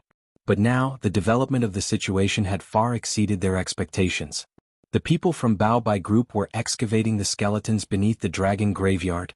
Although he didn't know what their goal was, this was a matter of great importance and wasn't something the two of them could handle. Right now, Jia Yin would be in more danger with every second she stayed here. Tied to the stake, Li Xian and Zhang Zide tacitly agreed that they could not wait any longer. The two of them looked at each other for a while.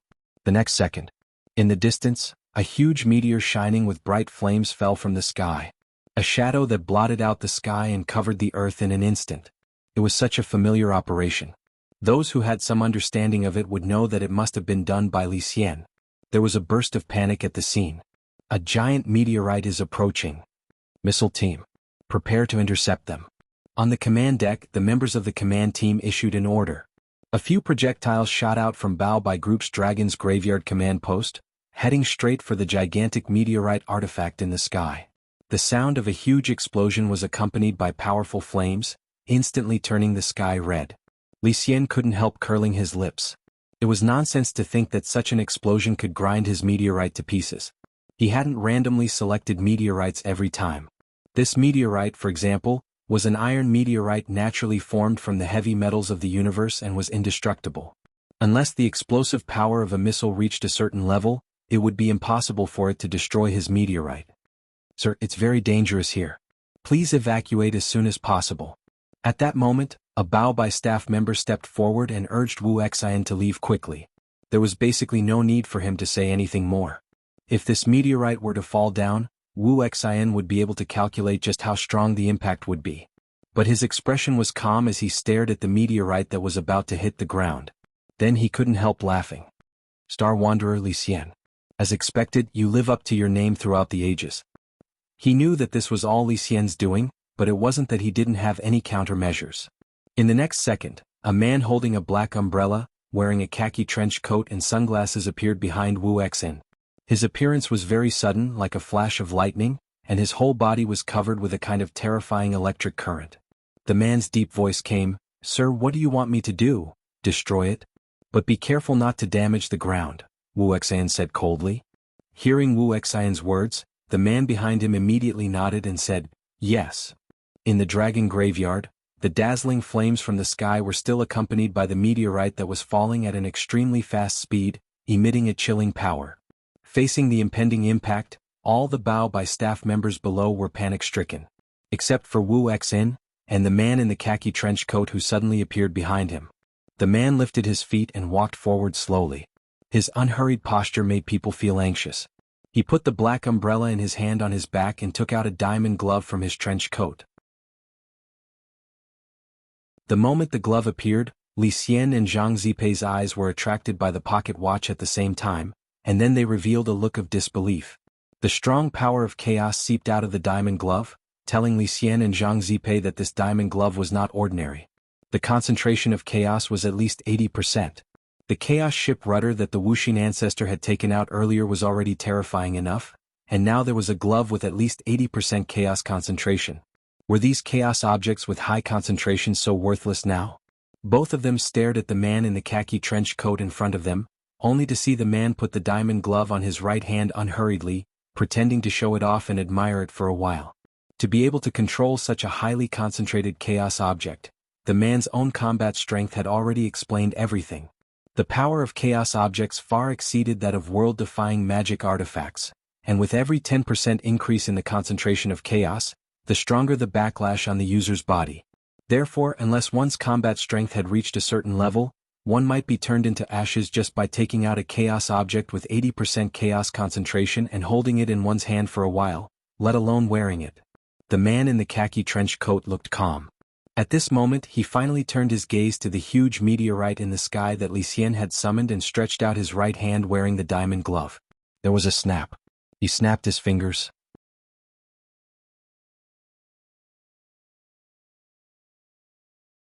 Chapter 1706. At that moment, the immense power that erupted from the diamond gloves was eye-catching. The man snapped his fingers for the first time. The meteorite that was about to fall from the sky instantly exploded with a loud bang. It actually exploded on the spot and cracks appeared on it. But the lethality of the diamond gloves was far more than that. The man snapped his fingers a second time, and the power increased exponentially. After the second snap, the interior of the meteorite instantly disintegrated, as if it had been annihilated by a powerful energy. The moment it was about to fall, it gradually shrank until it turned into flying ash. Li Xian and Zhang Zipei couldn't react for a moment. Supreme God Chaos Object. Indestructible Diamond Gloves. Sequence Level 3. Annihilation. They never expected to witness a chaos artifact with a concentration of more than 60%, which was classified as a Supreme God Chaos Artifact.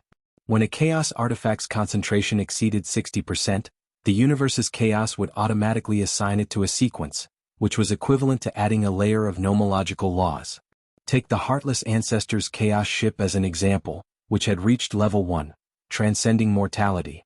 Taking Wang Ling's Great Universe Chaos Millstone as an example, it was level 3, annihilation. Only chaos artifacts with a concentration of more than 60% would be assigned this sequence. Sequence level 1, transcending mortality. Sequence level 2, Supreme God sequence level 3, annihilation sequence level 4, light sequence level 5. Creation. After being assigned to a sequence, it didn't have much to do with its specific concentration of chaos. The existence of a sequence itself was a symbol of a chaos artifact's development potential. At the same time, it was a symbol of a special ability. Rumor had it that a chaos artifact that had reached the annihilation level might have a concentration of more than 100% in the future, toward an even higher and more terrifying concentration. It could lock onto the object it wanted to annihilate, actively track it, and open up a chaos opening from within, achieving complete annihilation from the inside out. An annihilation sequence chaos artifact. Li Xian and Zhang Zipi were stupefied. Although the concentration of chaos in this diamond gloves wasn't as high as Wang Ling's Great Universe Millstone, they could clearly sense that this was an annihilation chaos artifact, and that it had reached level 3. This person isn't an ordinary person either. He can withstand the backlash of a chaos artifact like this with such ease. Li Xian's heart trembled. This was what he was most afraid of. This man in a khaki windbreaker wore gloves expressionlessly and snapped his fingers. It was as if he didn't care about anything in the world.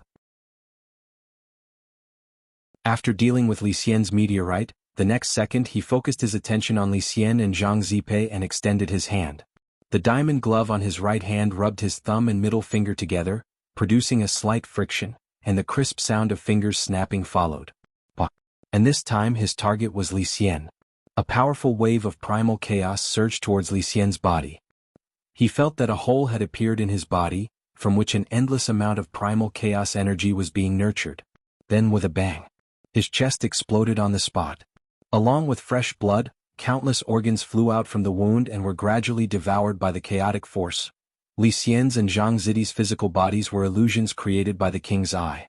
Even if they were badly damaged, they wouldn't feel any pain. However, the destructive power brought by the snap of the fingers affected their souls at the same time. In an instant, Li Xian spat out a mouthful of blood. "Let's go, brother Zidi. Take Miss Jai away from here. If you want to leave, let's go together." Zhang Zidi didn't expect this man in a khaki windbreaker to be so brave that he almost killed Li Xian with a snap of his fingers. Li Xian's soul had been seriously injured, and he probably couldn't withstand a second snap of the fingers. Right at this moment, another meteor flew towards them from behind. This was a soft meteor like a sponge. It didn't have any killing power, and it was summoned by Li Xian with the last of his strength. It came from behind them at an incredible speed, sweeping all three of them away. Zhang Zidi grasped the situation and immediately opened up a space tunnel. In just an instant, the three of them were taken away by this soft meteorite and disappeared without a trace. They can't run away. At this moment, the man in a khaki windbreaker took off his diamond glove and put it back into his windbreaker. His short hair fluttered elegantly and yellow lightning crackled. Then, on the left and right sides of his forehead, two golden dragon horns appeared. "Jingzhou, wait a moment. They're just an arrow at the end of its flight. There's no need to chase after them." Wuxia called his name and stopped him. SCBX L001, Jingzhou Dragon Descendant Age, 1-year-old Dragon's Power, Lightning Dragon Breath Attribute, Electricity Current Actual Combat Strength Conversion Realm, Mid-Stage Earth Ancestor Dragon Strength Synchronization Data, Stable, Dragon Breath Purity Data, Stable? He checked the man's physical condition and found that he was as stable as ever. He let out a long sigh of relief and sighed inwardly. When he first saw Baijer and the Tomb God plotting behind the scenes, he felt that these two were the people he could rely on and cooperate with. For the dragon clan that had already disappeared to be resurrected in such a way, turning them into humanoid dragon descendants that could control the power of the dragon clan. Moreover, they could completely listen to their commands. This matter was inconceivable to Wu Xen. But Baijer and the Tomb God had done it with their own strength. In the future, more intact dragon bones would be excavated from this dragon graveyard which floated in the air, and genes could be extracted from the remnants of the dragon breath in these bones to breed even more dragon descendants like this man called Jingzhou in front of him. That dead fish-eyed teenager from Earth was too strong. Choosing to resurrect the dragons of the past to fight him was indeed the best choice at the moment. Currently, Bao Bai Group had 8 dragon descendants in the process of being synthesized, and 4 had succeeded. 2 of them were engaged in combat. Jianghu was the one who had been synthesized for the longest time and was also the most stable. 1 year old for a dragon was equivalent to 1,000 years old for a human cultivator. There were many places where dragon descendants could be bred. After the synthesis and hatching were completed, the main thing was to speed up the breeding process in a custom-made space with the time difference between inside and outside. Jianghu, you have to remember that you are the first dragon descendant in this universe. As number 001, you are responsible for leading the dragon descendants after you to achieve the revival of the dragon race. Do you understand? Wuxia said in Wang Ming's body. Yes. Jianghu nodded. Very good. Now, it's time to introduce you to SCBX L002. Wuxia said. He had just received instructions from Baizhi to find Jianghu a partner. SCBX L002? Jianghu tilted his head. I don't think I want a partner. Hey, you won't say that when you see it. Patriarch Wuxia smiled. This is a girl who obtained the dragon strength of an exploding flame dragon. The combination of electricity and fire will multiply the lethality. If you work well together, no one in this world will be able to defeat you. Then I'll assign you a mission to build tacit understanding. Kill someone. Sir, please tell me who you want to kill, Jianghu asked obediently. A monk. Wuxia smiled and replied. His Buddhist name is Golden Lamp.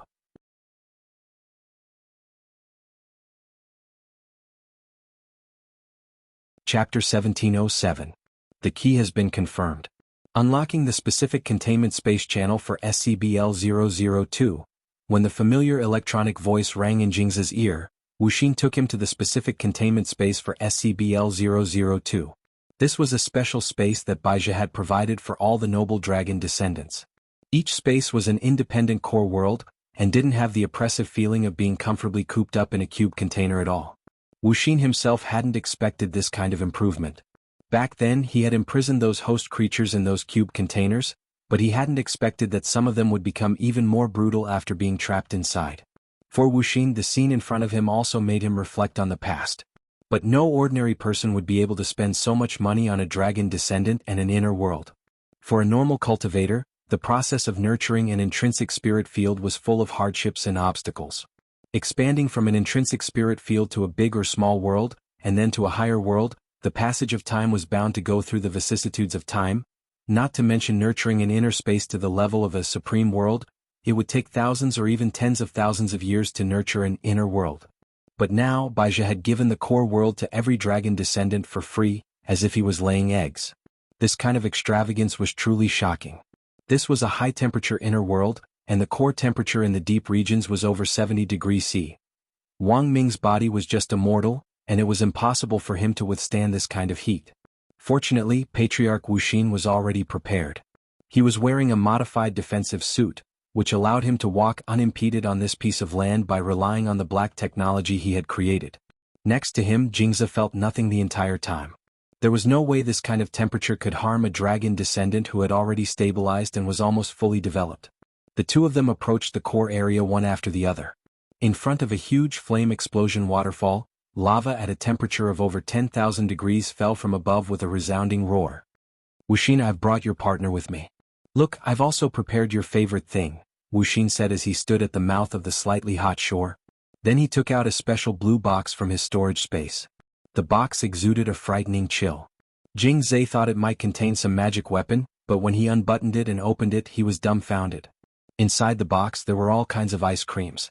There were colorful ice cream cones, sundaes with strawberry jam, and crystal-clear durian popsicles with alluring colors.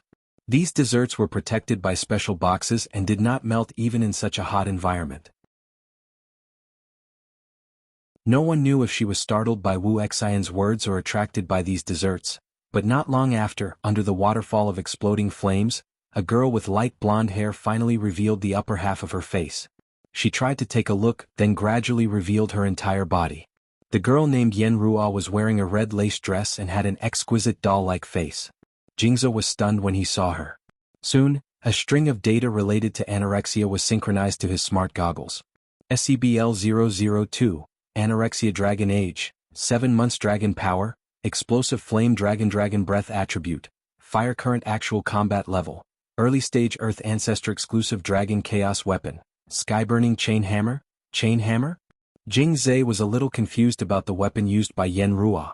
He did not expect such a small girl to be able to wield a weapon that did not match her size and specifications at all. Like your diamond glove, Yen Ruo's Skyburning Chain Hammer is made from dragon bones that correspond to your dragon power and chaos. It is an exclusive chaos weapon for dragon descendants. The dragon descendant chaos tool on each of you is unique. It has more potential than those that were born directly from chaos, Wuxia said. So, what is the level of her dragon descendant's chaos weapon? Well, the concentration of chaos is not as high as yours, only 61%, but it has reached sequence 4. Sequence 4? Jing Zhe's calm face finally showed a look of surprise. The sequence level of the chaos weapon represented the future potential of the chaos weapon. He was originally very satisfied with his sequence 3 diamond glove, which was annihilation level. But after hearing the sequence level of the chaos weapon used by Yen Ruo, he instantly felt that his diamond glove was not as good. A dragon was more powerful than a dragon. But after thinking about it carefully, Jing Zhe did not feel that it was that unfair, because the diamond glove was not the only chaos weapon he had. In fact, he had a black umbrella that had not been used yet. So far, among all the dragon descendants, Jing Zhe was the only one who was born with a twin dragon descendant chaos device. This special characteristic was also one of the reasons why Bai Zhe and the others valued Jing Zhe so much. The baby-faced light blonde girl in a little red dress looked up at Jing Zhe lazily, then squatted beside the blue box and began to eat the desserts. Ice cream was her favorite. Yen Ruo, I brought your partner here, Wuxia said at this moment. Yen Ruo scooped a strawberry sundae in her mouth, but her expression was a little dissatisfied. But I want a guy that uses ice. She had already sent feedback to Bai Zhe several times, hoping to find a dragon with ice attributes as a partner, but this request had always been rejected. The main reason was that the attributes restrained each other. If they really combined, the lethality would be greatly reduced. Yen Ruo be good.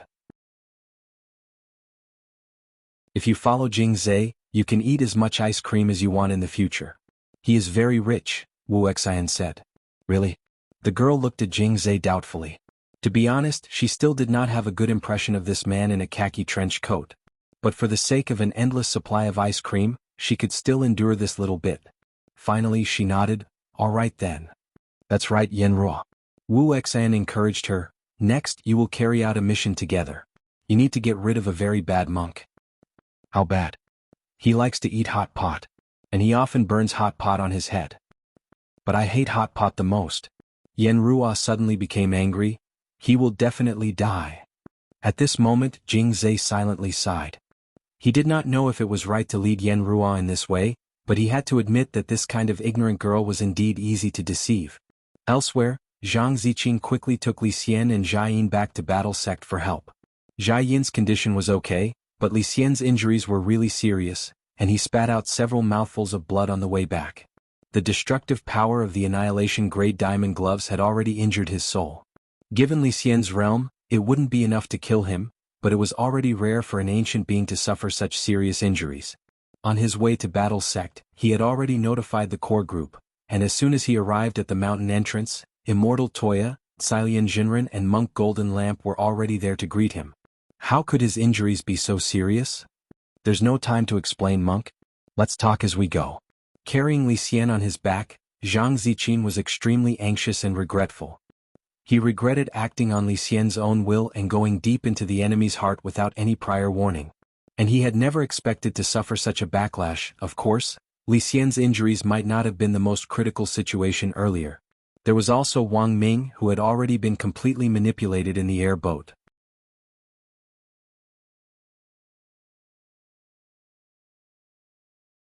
Chapter 1708. We did our best. About half an hour later, Immortal Toya, Cilian Jinren and Monk Jin Dang walked out of Battle Sect's sterile operating room with regretful expressions.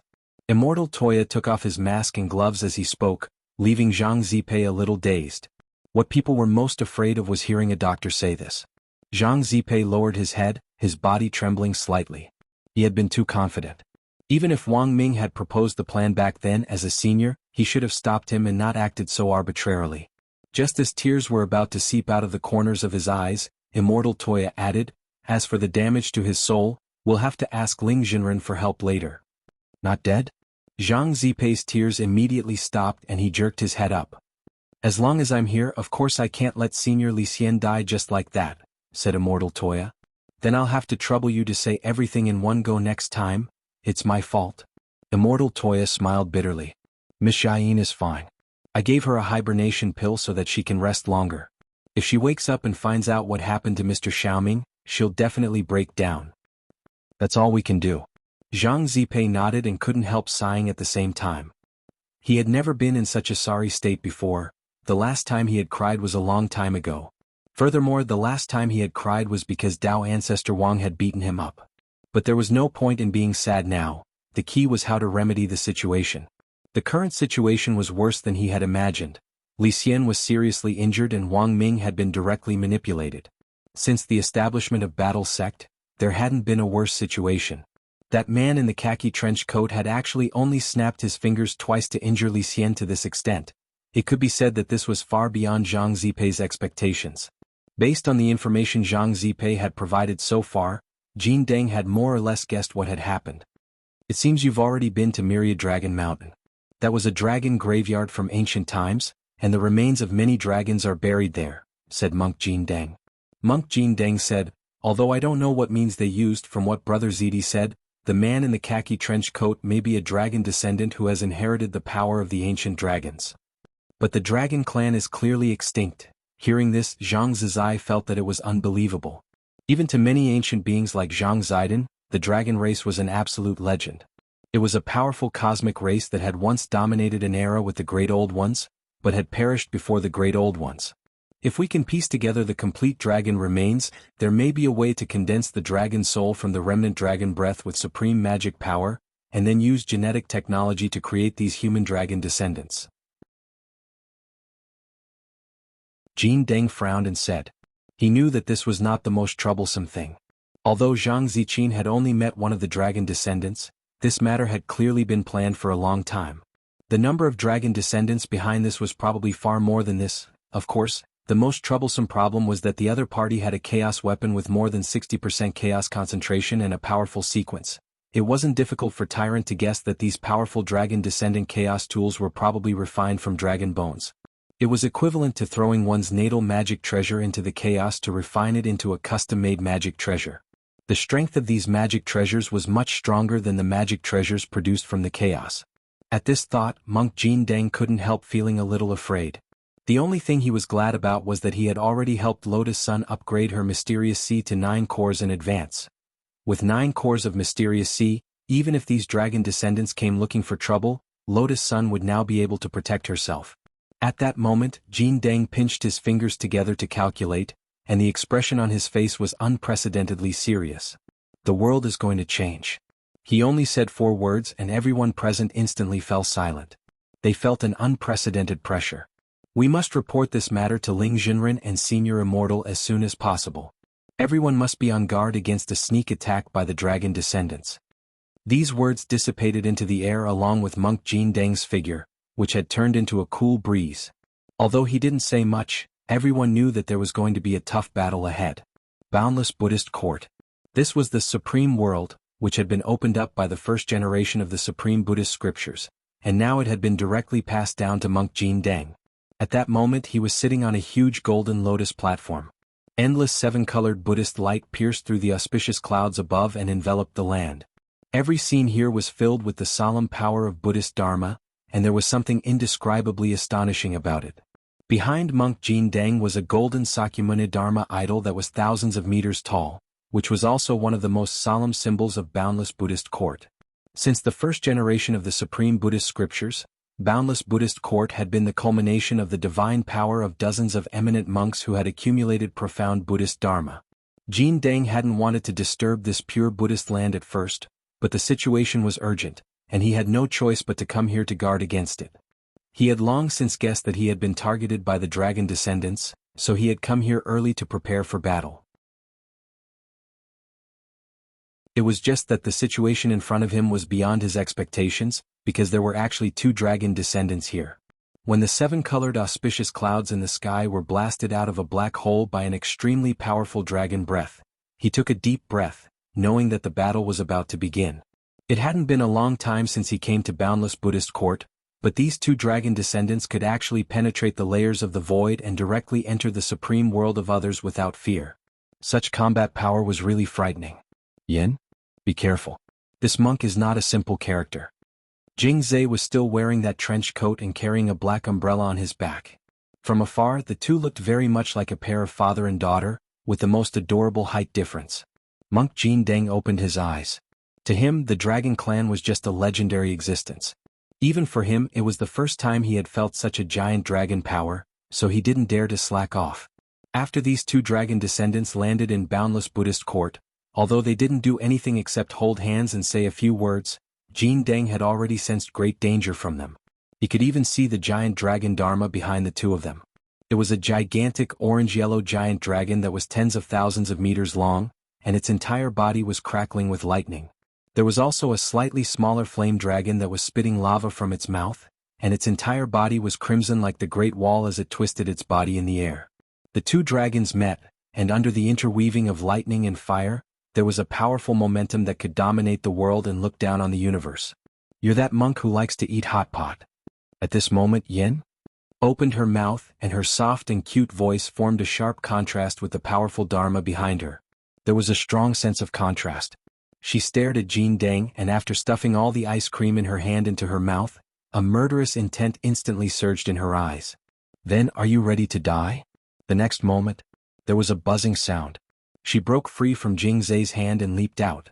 Her speed was unbelievably fast, and her agile body dragged a long trail of fire as she attacked from afar. She didn't hold back at all, and the moment she got close to Jin Deng, her arm had already turned into a giant dragon claw, slashing at Jin Deng's heart.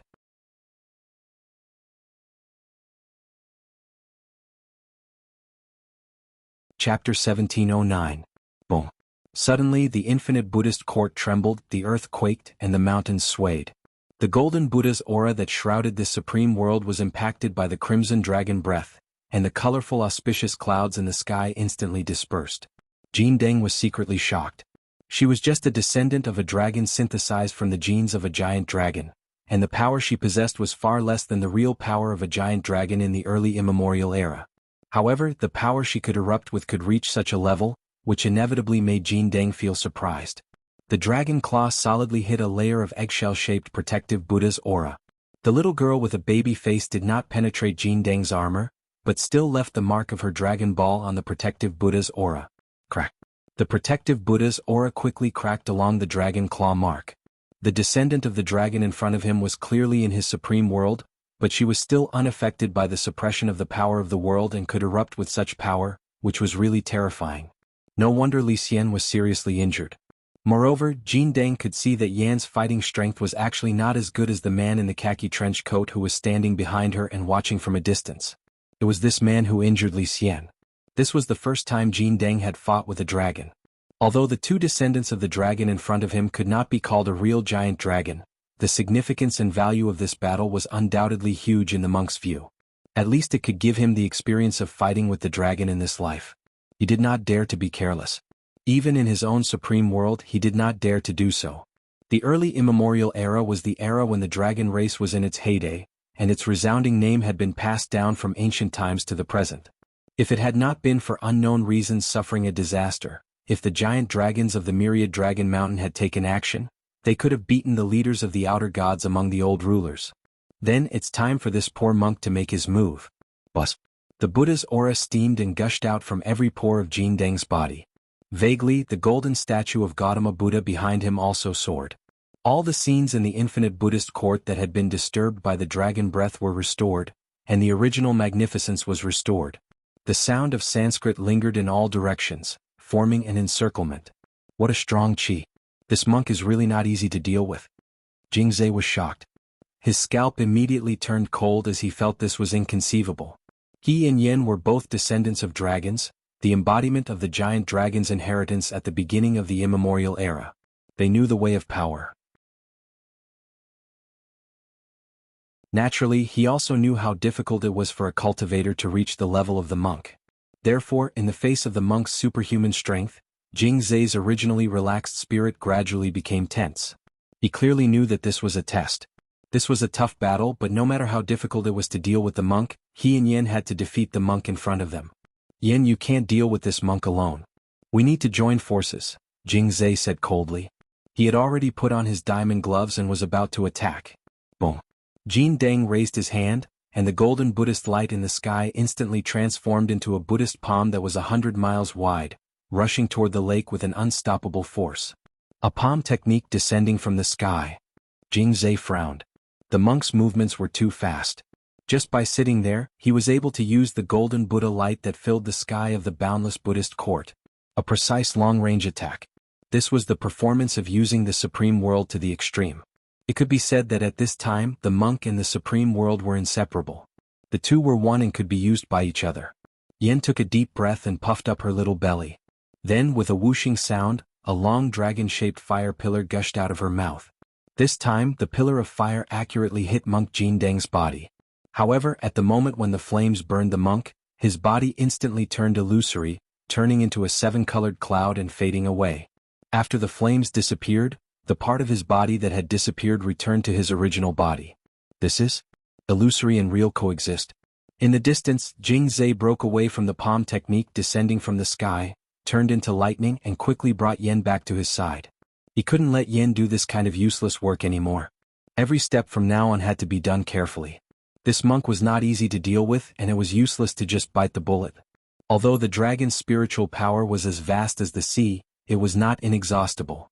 After all, one was only 1 year old and the other was only 7 months old. Jingzai didn't have the confidence to compete with the monk with profound cultivation.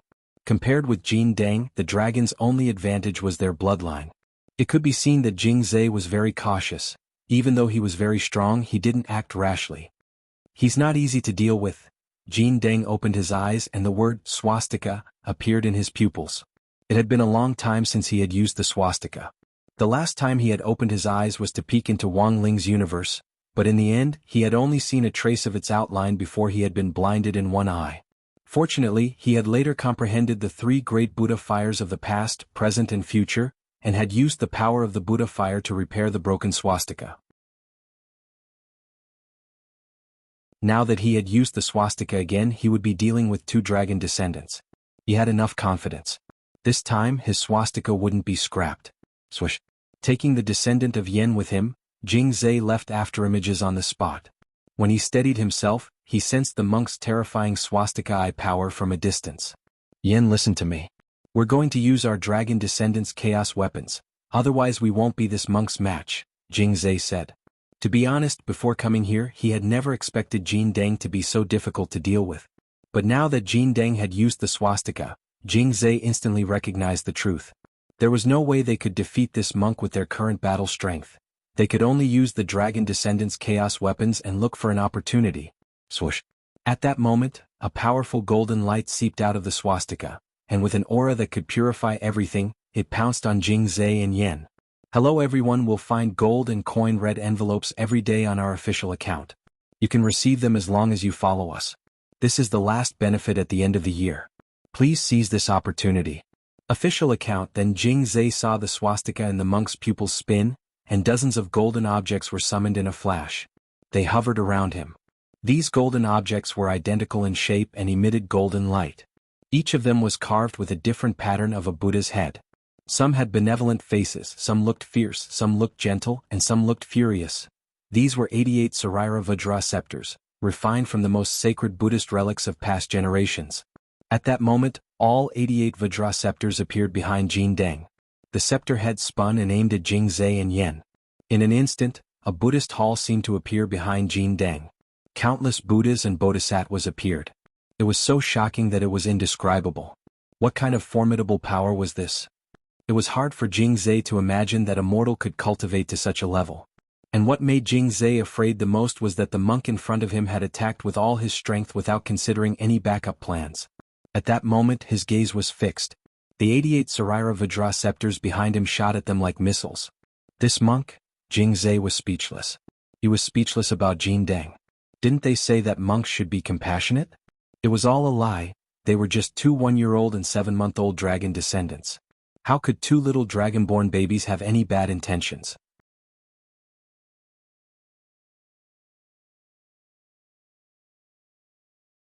Chapter 17:10. 88 Vajras were as powerful as missiles with explosive destructive power. They flew all over the sky and turned into golden streamers, dragging long air behind them. Jianghu knew that this was the purifying Buddha's light that came with the Vajra. If ordinary people touched it, they would immediately have the idea of becoming a Buddha and abandon all distracting thoughts. There was only peace and no war in their hearts. If there were only one or a few Vajras, he and Yen Ruo might be able to deal with it. However, the power of the purifying Buddha's light was greatly multiplied by 88 Vajras. If they were hit, the result would be hard to say. These Vajra scepters were all refined from the holy sariras of past Buddhist paragon sages. They were imbued with extraordinary powers and had extraordinary effects. Purifying Buddhist light was also the base of every Buddhist spell. After all, Buddhists emphasized compassion. The existence of purifying Buddhist light was to wear down one's will to fight, so that one would be shrouded in Buddhist light until one had no temper to speak of. Of course, Jianghu would not let the golden lamp do as it wished. He guarded Yen Ruo cautiously behind him and quickly locked his aura on the Vajra flying in front of him. Devouring heavenly stars. Jianghu shouted. With a snap, a familiar finger snap came from the diamond glove on Jianghu's hand. He locked his aura on multiple Vajra flying toward him at the same time and snapped his fingers to detonate them. Stars suddenly appeared in the void and then there was a loud explosion. A chaotic aura was generated from inside the Vajra and then directly exploded, blowing up more than a dozen Vajra on the spot. However, there were too many Vajra. Jianghu was unable to clear all the Vajra in a short time when they took turns to cover each other. Monk's face was as calm as an ancient well, and his eyes fell lightly on the diamond glove on Jianghu's hand. The exclusive dragon descendant chaos device was indeed extraordinary. If it weren't for the number advantage on his side, his Vajra would have been neutralized with a few snaps of his fingers. This was the power of a third-level sequence, annihilation-grade chaos device. However, it was not completely without shortcomings. The diamond glove was unparalleled in power, but it could not attack in a wide range. It was a type of magic weapon for precise attacks. When Jianghu took out the diamond glove, Monk had been on guard. This was the glove that had sent Li Xian into the intensive care unit with 2 snaps of his fingers. It was impossible for him not to be on guard. In the case of precaution, the effect of the diamond gloves on the golden lamp was not that great. Because he'd long since become one with the boundless Buddhist court. If they wanted to destroy him, they would have to destroy this supreme world as well. This supreme world called the Amateus Buddhist court was a pure land of bliss created by generations of Buddhist sages using their own cultivation. How could it be destroyed so easily? Jianghu felt that his diamond gloves were about to burst into flames. However, facing the 88 Vajra pestles that were about to attack him, even though he had already dealt with some of them, the efficiency of using the diamond gloves to deal with them was too low. At this moment he felt the earth and mountains behind him shaking. The depths of this golden pure land of ultimate bliss began to riot, and the sound of a huge flood could be heard. Endless boiling lava overflowed from the surface and poured out in torrents. "Monk, don't bully him," Yen Ruo shouted. Tyrant was stunned by the scene. The power of the dragon descendant was much stronger than he had imagined. He could actually change the structure of the environment in the supreme world of others and create a terrain that was beneficial to him. This was difficult for an ordinary cultivator to do. Moreover, because Tyrant had already activated the swastika, he was sure that this was not an illusion but a real red tide. Monstrous red lava spewed out from the ground with an amazing power and murderous aura, just like the scene in the movie The Shining where endless blood gushed out from the crack of the door. And in this monstrous lava, Tyrant heard the clanking sound of iron chains. A crimson iron hammer that was completely disproportionate to Yen Ruo's size was pulled out of the lava by Yen Ruo. The back of the iron hammer was connected to a chain made of lava. It was hard to imagine that such a huge object was actually a dragon-descendant chaos artifact of such a little girl. Sky-burning chain hammer. The ultimate artifact of light that had reached the 4th level of the chaotic sequence. Previously, Wuxia had mentioned it to Jianghu, but when he saw such a light artifact being taken out by Yen Ruo, he still felt that it was unreal. Boom. A large area of fire erupted from the ground of Amitabha Buddhist court. In his eyes, countless virtual images of fire creatures appeared behind him. Fire birds, fire horses, fire leopards. The densely packed fire creatures filled the horizon, running forward to kill. They were completely unafraid of death and rushed towards the remaining Vajra scepters.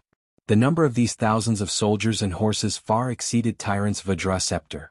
In an instant, an area of Amitabha Buddhist court turned into a sea of fire. The purification light of the Vajra scepter was limited to competing with these fire creatures before it even got close to its destination. The power of purification turned these magma creatures summoned by the sky-burning chain hammer into bubbles and steam. However, there were too many of these creatures. While Tyrant's Vajra scepter was delayed, Jing Zai's finger snapping didn't stop. Not long after, all 88 Vajra scepters were destroyed. It's a chaos artifact of the light sequence. This sky-burning chain hammer was beyond Tyrant's expectations. He never expected that this seemingly weak little girl would have such a chaos artifact that had reached the 4th level. Boom. Several gorillas burning with flames rushed over. They could be as tall as 10 feet. Their bodies were agile and they attacked from behind in an attempt to sneak attack Tyrant. Jin Deng didn't even look at them. He just silently chanted Buddhist scriptures with his palms together. A golden light spread out in all directions from the lotus he was sitting on. In an instant, these flame gorillas were shaken to ashes. At the same time, this was also Tyrant's clearing of the area, trying to restore order to the supreme world. A large area of the sea of fire dissipated, but there was still a small area burning with flames. This surprised Tyrant. He had never seen a chaos artifact of the light sequence. Now that he saw it in the hands of a dragon, he was at a loss. It could only be said that the chaos artifact of the light sequence was too domineering. It was like a ray of light that couldn't be dispersed. As long as it shone on a part of the world, it would never dissipate. At this moment, Jin Deng closed his eyes. Things had developed to this point. Other than using 100% of his strength, it seemed that it wasn't enough. He had to take out some trump cards to respond. Buzz. The next moment, 3 Buddha fires of the past, present, and future appeared. They lingered around Jin Deng. This was something he had obtained through the epiphany of reincarnation. It was also one of the strongest trump cards in his hands. He just didn't know whether it was stronger or weaker than this light artifact. The sea of bitterness knows no bounds. Repent and you will be saved. Before activating the Buddha fire, he transmitted his voice in the supreme world, giving a final warning to the 2 dragon descendants, Yen Ruo and Jing Zai.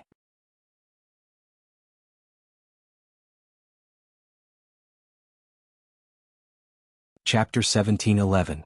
The light of Buddha blazed and instantly filled the entire supreme world. It turned out that Jing Zai had still underestimated the monk's combat power.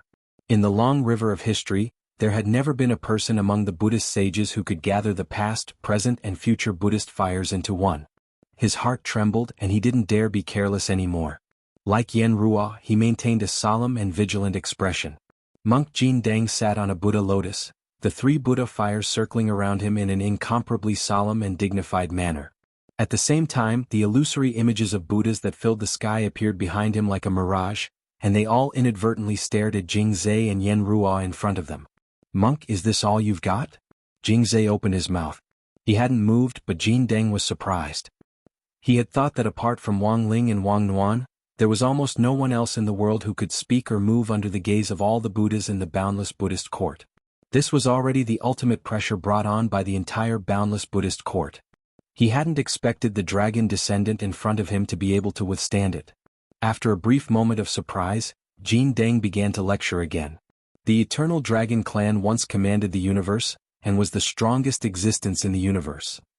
Hey, it seems that you're not muddle-headed, monk. You know how strong we are. Jing Zai sneered and crossed his arms. Yen Ruo and I haven't inherited 100% of the dragon's power. We've only activated 50% of it. If we had 100%, I could deal with you on my own. Winning or losing isn't the key. What this humble monk wants to tell you is, as the descendants of the eternal dragon clan, does it feel good to live under someone else's roof and be enslaved? The monk said. Live under someone else's roof?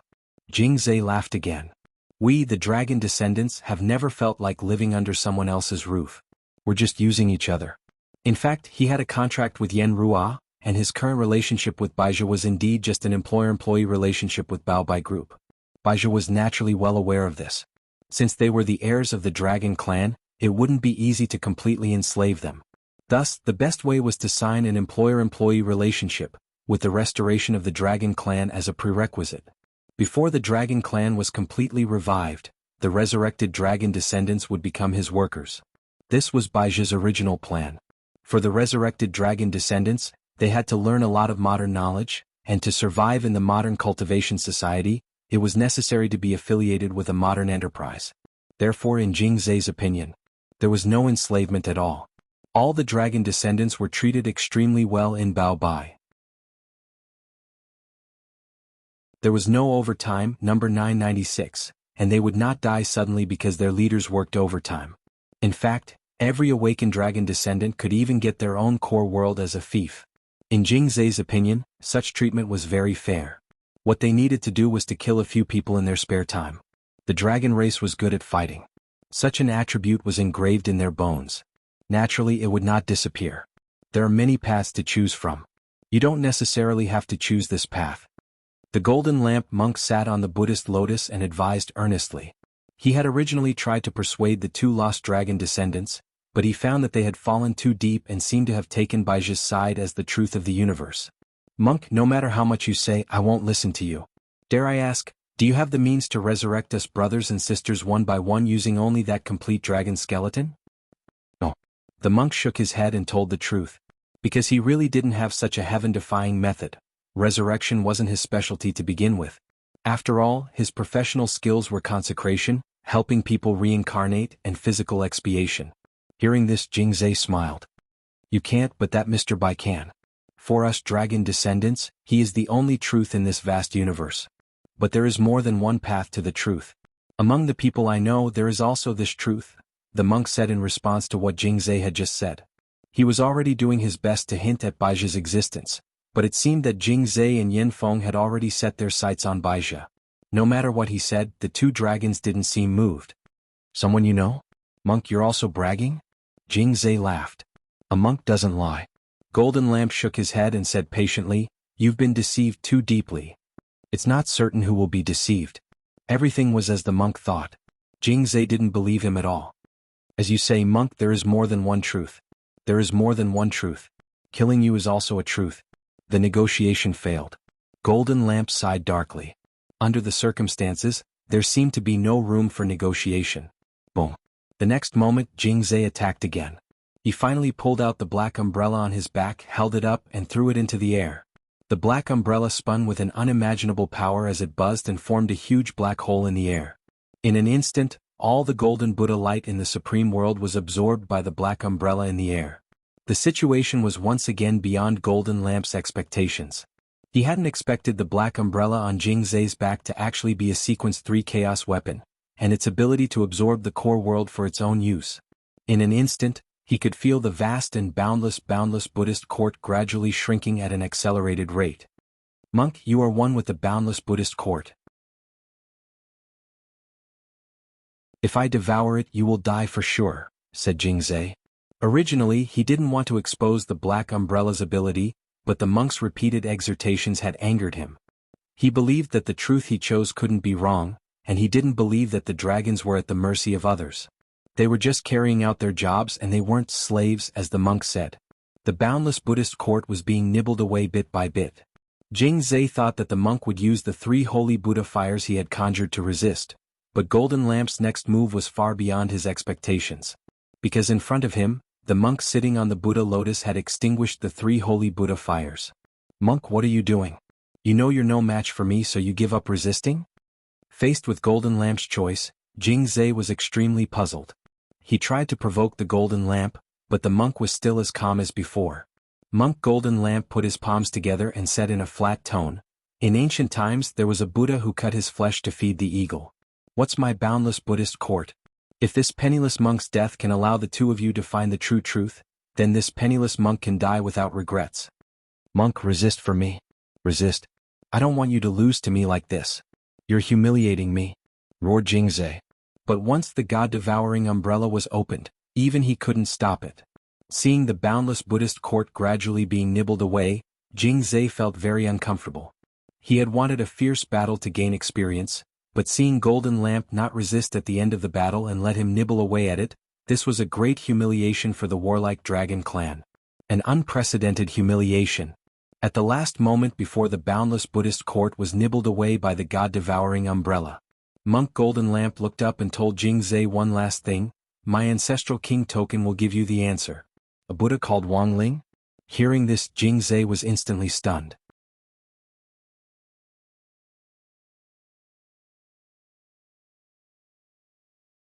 Chapter 1712. The moment Monk Golden Lamp's aura disappeared, Wang Ling, Wang Ying and Death Heavenly Dao sensed it almost at the same time. This fearless spirit of sacrificing oneself to save the world was in line with the monk's usual style. It was just that Wang Ling was a little displeased that he had thrown this mess back at him. He hadn't killed these two dragon descendants, and had instead chosen to be swallowed up by the god-devouring umbrella, because he wanted them to understand the importance of freedom, and not willingly take on the identity of a dragon as a willing laborer for a shady villain.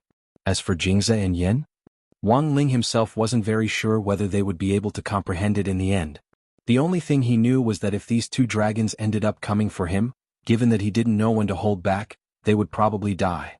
Monk Golden Lamp's situation is more complicated. He probably isn't completely dead but on his deathbed, said Death Heavenly Dao. Wang Ling, Wang Ying and Death Heavenly Dao had received a lot of information from Monk Golden Lamp. On his deathbed? Does that mean he's not completely dead?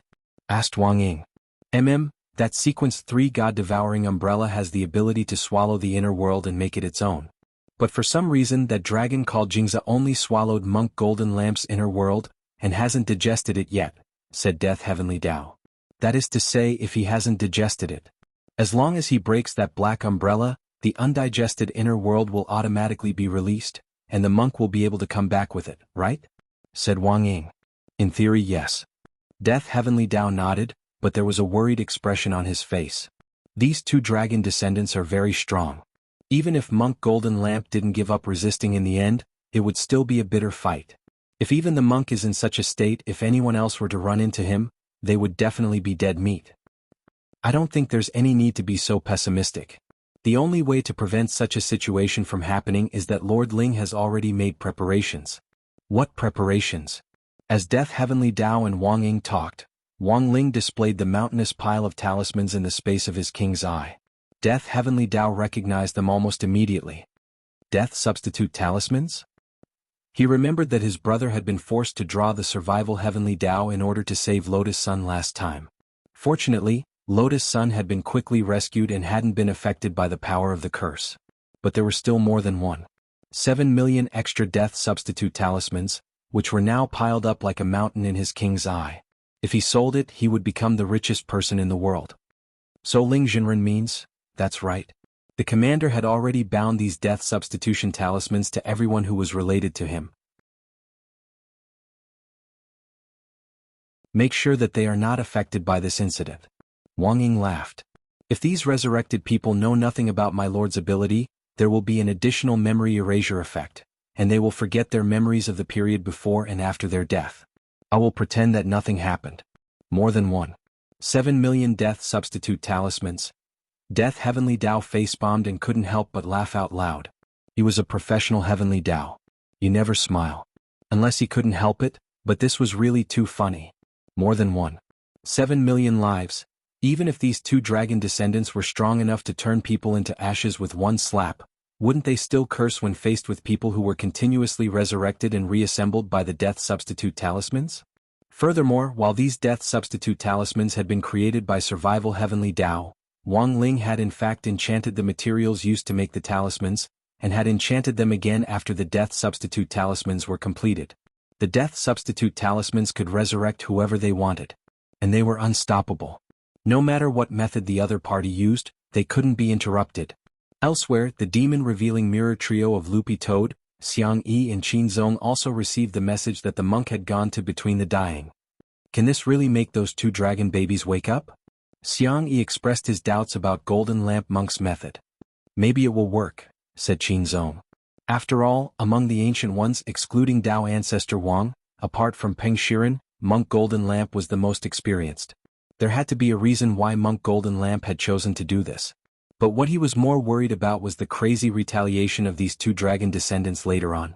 This race was innately belligerent, and the monk's action was a disgrace to them. Actually, I'm not afraid of fighting. What I'm afraid of is that they won't come. The death substitute talismans on Lord Ling's side are already ready. There are more than one. 7 million of them. Loopy Toad replied confidently. It had also received news about the deployment of the death substitute talismans, which gave it a lot of confidence. At the very least, it could do whatever it wanted in the upcoming operation without risking its life. Haha, as expected of Ling Jinren, that's how he does things. Qingzong laughed. At that moment, the three of them had already arrived at the ground floor of Lu Weiji's staff apartment, where Gu Xuanji lived. They had come to verify Gu Xuanji's identity, and they all had a vague, ominous feeling about this. Lu Weiji wasn't home when the door opened, and Gu Xuanji didn't look much different from his usual self as he smiled brightly. "You're here? Come in." It was impossible to see any difference on the outside. But even without the beauty mirror, Qingzong could already sense that something was wrong. He felt that there was something wrong with Gu Xuanji. It was an indescribable feeling which could also be said to be Qingzong's sixth sense. When he quickly took out the beauty mirror and held it in front of Gu Xuanji's face in the mirror almost instantly twisted. "Good heavens, it really isn't!" Qingzong cried out in alarm. At the same time, the thought plague in Gu Xuanji's body also swiftly pushed Qingzong away. Damn it! He hadn't expected to be discovered even though he had been hiding so well. He hadn't even warmed this body yet. "Don't come over."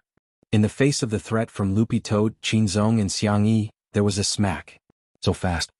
He raised his sword fingers and pressed them against his throat. "If you come over, I can't guarantee your friend's life."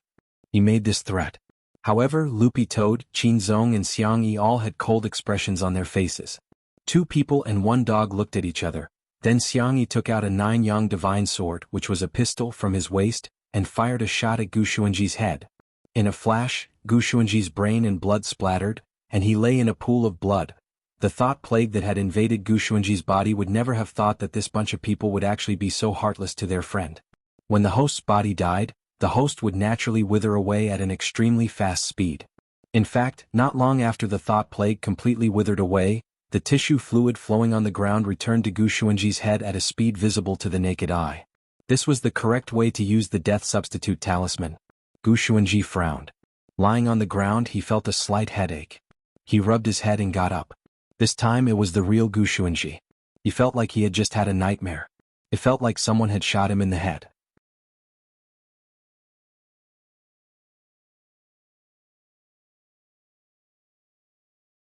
Chapter 17-13. I didn't expect Brother Xiang Yi's 9-yang divine sword to actually have a pistol version. Qingzong clicked his tongue in wonder. Times have changed, we always have to prepare more. Xiang Yi wiped the 9-yang divine sword, pistol version, in his hand and smiled. In addition to the pistol version, I also have submachine guns, shotguns, assault rifles and Gatling guns.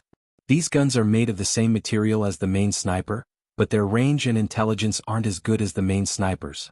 Each has its pros and cons. It could be seen that Xiang Yi's 9-yang divine sword was indeed astonishingly powerful.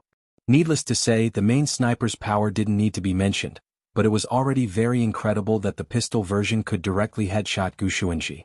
When all was said and done, Gu Xuanji was a keeper of order appointed by the heavenly Tao. Who knew he would be so dishonorable? It could only be said that Gu Xuanji wasn't strong enough at the moment. Secondly, the thought plague lurking in Gu Xuanji's body thought it had disguised itself very well and wasn't on guard against them. I never thought you'd have such a day. Qingzong couldn't help laughing inwardly when he saw Gu Xuanji crawl up from the ground with his hands over his head. The timeline he had come to was before Gu Xuanji had been assigned to his universe. Picking himself up from the ground, Gu Xuanji cast a spell to calm his thoughts. He then immediately saw Xiang Yi, Qingzong and the emerald green Loopy Toad standing in front of him. "Brother Gu, you fell for it," said Loopy Toad. It put its dog paw on Gu Xuanji's shoulder, and in an instant, Gu Xuanji knew everything that had happened so far. "I wasn't cautious enough." He sighed and then looked at Xiang Yi and Qingzong in front of him. Gu Xuanji knew the origins of the two men, especially Qingzong's. He had long since figured it out. Who would have thought that the person he would train in the future would actually return to the previous timeline and laugh at him instead? Gu Xuanji was a little displeased, but he didn't directly show it. Now that the enemy was right in front of them, they had to stick together. As for anything else, he could only settle the score later. After he received the mission to go to the 10th universe, he would definitely show Qingzong what the heavenly Tao was like. "Greetings, everyone." He bowed and then took the initiative to extend his hand. Xiang Yi was enthusiastic and quickly returned the handshake. But Qingzong turned his gaze away as if he hadn't seen it, and chatted with Loopy Toad about the thought plague. "I never thought that the thought plague would be able to invade even those of order so easily. The situation doesn't look good." The corners of Gu Xuanji's mouth twitched when he heard this, and he withdrew the hand he had intended to shake Qin Zong's. Although it didn't sound like there was anything wrong with it, Gu Xuanji still felt that there was something strange about it. Loopy Toad could only break out in a sweat like this. After all, it's part of the system of the old rulers. It's not strange for an ancient creature to have this ability. Right now, the most important thing is to confirm their identities. Right now, the members are too scattered. If we check them one by one, we might not have enough time. After he finished speaking, the crowd fell silent. I have an idea. At this moment, Gu Xuanji said, it's just that it might be a little violent. Loopy Toad, what is it? Gu Xuanji, send out a notice, gather all the core members of the battle sect here. Loopy Toad, meet here? Gu Xuanji, then shoot them as soon as you enter. Qin Zong. It had to be said that in Qin Zong's opinion, this method was very much in line with Gu Xuanji's usual style. In any case, thanks to the death substitute talisman, these thought plague victims definitely wouldn't be able to react in time if they were suddenly killed. The specific way to deal with them could be the same as when Xiangyi had collapsed in a pool of blood earlier. When the host's body died, the thought plague would also wither, and the death substitute talisman would activate the resurrection mechanism. Xiangyi trembled when he heard this. So, Senior Gu wants me to offend the entire battle sect on my own? He was just a guest official who had just joined the sect a few days ago, and he wanted to blow up everyone's heads. He wasn't a devil, Gu Xuanji. Brother Xiang, you're wrong. Special times naturally require special treatment. I believe that the brothers of the other battle sect won't blame Brother Xiang when they learn about this. It's just a reset for each core member of the battle sect. Xiangyi, he didn't know why, but no matter how he listened, it sounded a little unreliable. At that moment, Loopy Toad seemed to think of something. By the way, I remember that the Nine-Yang Divine Sword has the ability to automatically lock onto an enemy's head from a distance and blow it up? Xiangyi had a bad feeling. Yes, we do. You just need to provide the relevant photos. Loopy Toad, that's even better. If we use this method, we might as well directly blow up their heads from a distance. If we gather everyone and open the door to kill them, I think it might make them raise their guard. If one of them is invaded again, I'm afraid the plan will be directly exposed. Do we really have to do that? Xiangyi was still a little scared. The situation is urgent. It's too inefficient to check them one by one. Loopy Toad sighed and floated in the air as it patted Xiangyi on the shoulder and said, I'll leave the rest to you, Brother Xiang. Xiangyi, but I need photos of them, Gu Xuanji immediately said. There are 1-inch and 2-inch ID photos of all the core members in the archive at the back of Battle Sect, including their profile. Loopy Toad nodded. Then I'll have to trouble you to prepare this assassination list. Xiangyi. Godlike's assassination list. Sure enough, he had told the truth. On the other side, Wang Ling, Wang Ying and Death Heavenly Dao had a clear goal. After ascertaining that they would distribute the remaining death substitute talismans to everyone in Battle Sect as insurance, they immediately set out to search for the little girl, Qin Xiaomu, who had been invaded by the thought plague. According to Wang Ling's judgment, the thought plague in Qin Xiaomu's body was most likely a parent, or a component that had an important connection with the parent. At the very least, it was the first wave that had been separated from the parent. If they could find Qin Xiaomu, they might be able to follow the clues and directly track the parent. Because he had resurrected Qin Xiaomu's parents earlier, Wang Ling took advantage of their inattentiveness to pluck out a strand of hair from each of them. Using the Great Blood Origin spell, Wang Ling compared the 2 strands of hair DNA and then traced them. Very quickly, Qin Xiaomu's coordinates converged into a flashing red dot on the massive map of the universe in Wang Ling's mind, and it grew larger and larger. According to the information provided by the hospital, Qin Xiaomu had disappeared after being taken to the hospital, and no one knew where she had gone.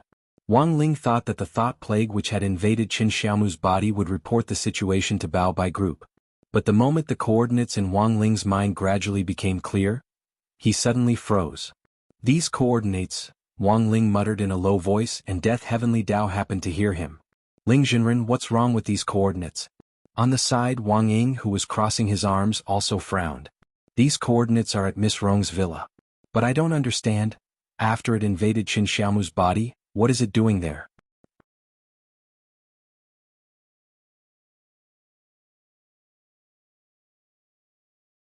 Chapter 17-14. It was still 8 o'clock in the evening on December 26th. 4 hours had passed since Jin Deng and Lotus Sun had returned to the real world after upgrading Mysterious Sea into a 9-core spirit sword in the Mountain of Backtrack. Too many things had happened in 4 hours. The appearance of the thought plague had enveloped all of Songhai City in a haze. Lotus Sun obediently stayed in her room with the 9 cores Mysterious Sea in her hand. Before long, the head maid, Auntie Chio, knocked on the door and entered with a tray. On the tray was a pot of freshly made hand-ground coffee, 2 cubes of sugar, and a cup of fresh milk. "Miss, aren't you going out for a walk today?"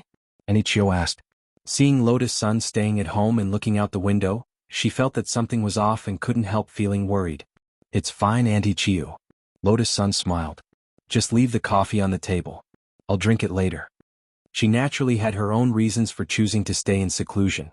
Now that Mysterious Sea had been upgraded to a 9-core spirit sword, she was worried that using it casually might harm unrelated people.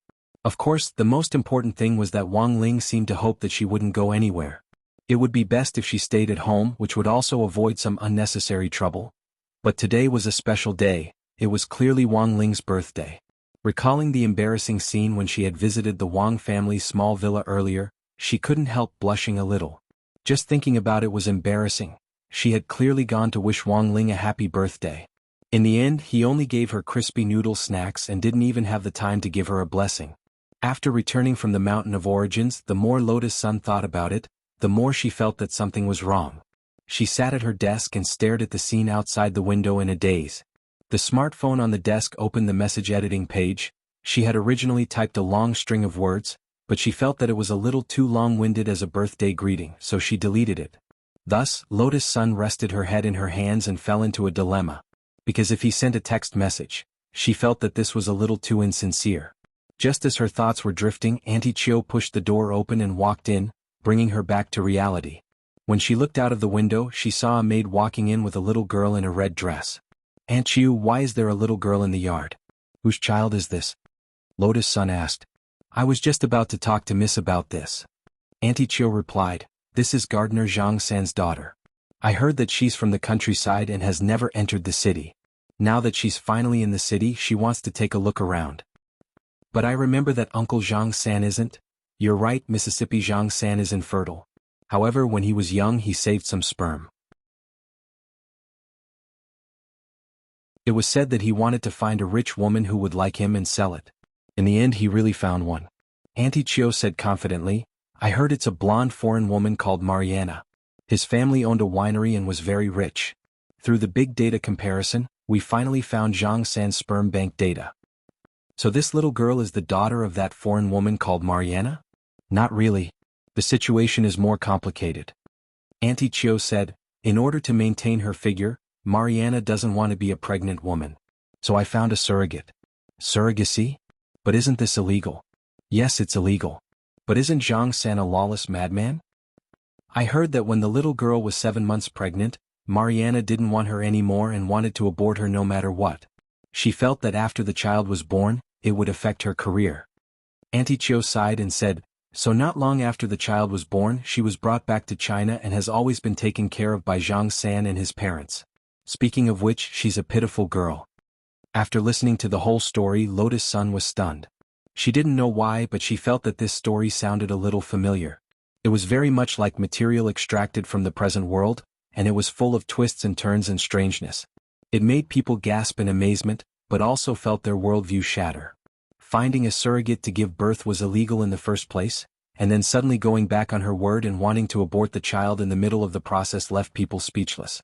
Not only did she not intend to raise the child after it was born, but she also did everything she could to distance herself from it. This fully reflected the nature of a scumbag woman. Reality proved that scumbags didn't discriminate between men and women. The good and evil of human nature could never be divided by gender, let alone judged by thinking. Because human nature was a pool of deep water and you would never know how deep it was. By the way, why does Auntie Chio know so much? Lotus Sun took a sip of her coffee and looked like she was watching a melon. That's right. The employees in our courtyard don't have any secrets. Besides, Zhang San said it himself. It's not that we're nosy. Auntie Chio said, Miss Fang Xing will look after this little girl and won't disturb you. She'll be sent off in a few days. Okay. The truth was that Lotus Sun was still a little dazed. Because this story was so bizarre and twisted, it sounded like it was true, but it also didn't feel like it was true. After the head maid left, she looked at the little girl who was running around in the yard. Suddenly she started to imagine if she would have such a day too. "What are you thinking about, Rongrong?" At that moment, Sun Yinger popped her head out again and couldn't help laughing. "Are you thinking about having a child with Wang Ling in the future?" Before she could finish speaking, Lotus Sun covered her mouth tightly. "What nonsense are you talking about, I'm not thinking about that." He, you don't mean it." Sun Yinger was overjoyed in her heart. She just loved seeing Lotus Sun so embarrassed that she wanted nothing more than to find a hole to hide in. Looking at Sun Yinger's smug expression, Lotus Sun couldn't help retorting. "You're talking about me, aren't you the same? You go out with President Ing every night, who knows when you'll come back one day with a big belly?" I'm not." Sun Yinger snorted. "Who wants to have a child with him? He's a hooligan. Damn pervert. Lecher. Big asterisk asterisk asterisk. I'll never like him for the rest of my life. He's forcing me. Forcing me. There's no use in forcing my feelings. Besides, I'm not going to do anything with him." Lotus Sun hadn't expected Sun Yinger's reaction to be so big, and she shouted excitedly. Lotus Sun wanted to say something to calm Sun Yinger down a little, but in the next second her voice abruptly stopped. Because Wang Ling, Wang Ying and Death Heavenly Dao had suddenly appeared in her room in a flash. At this moment, Wang Ying pinched Sun Yinger's chin and smiled coldly. "You say it again?"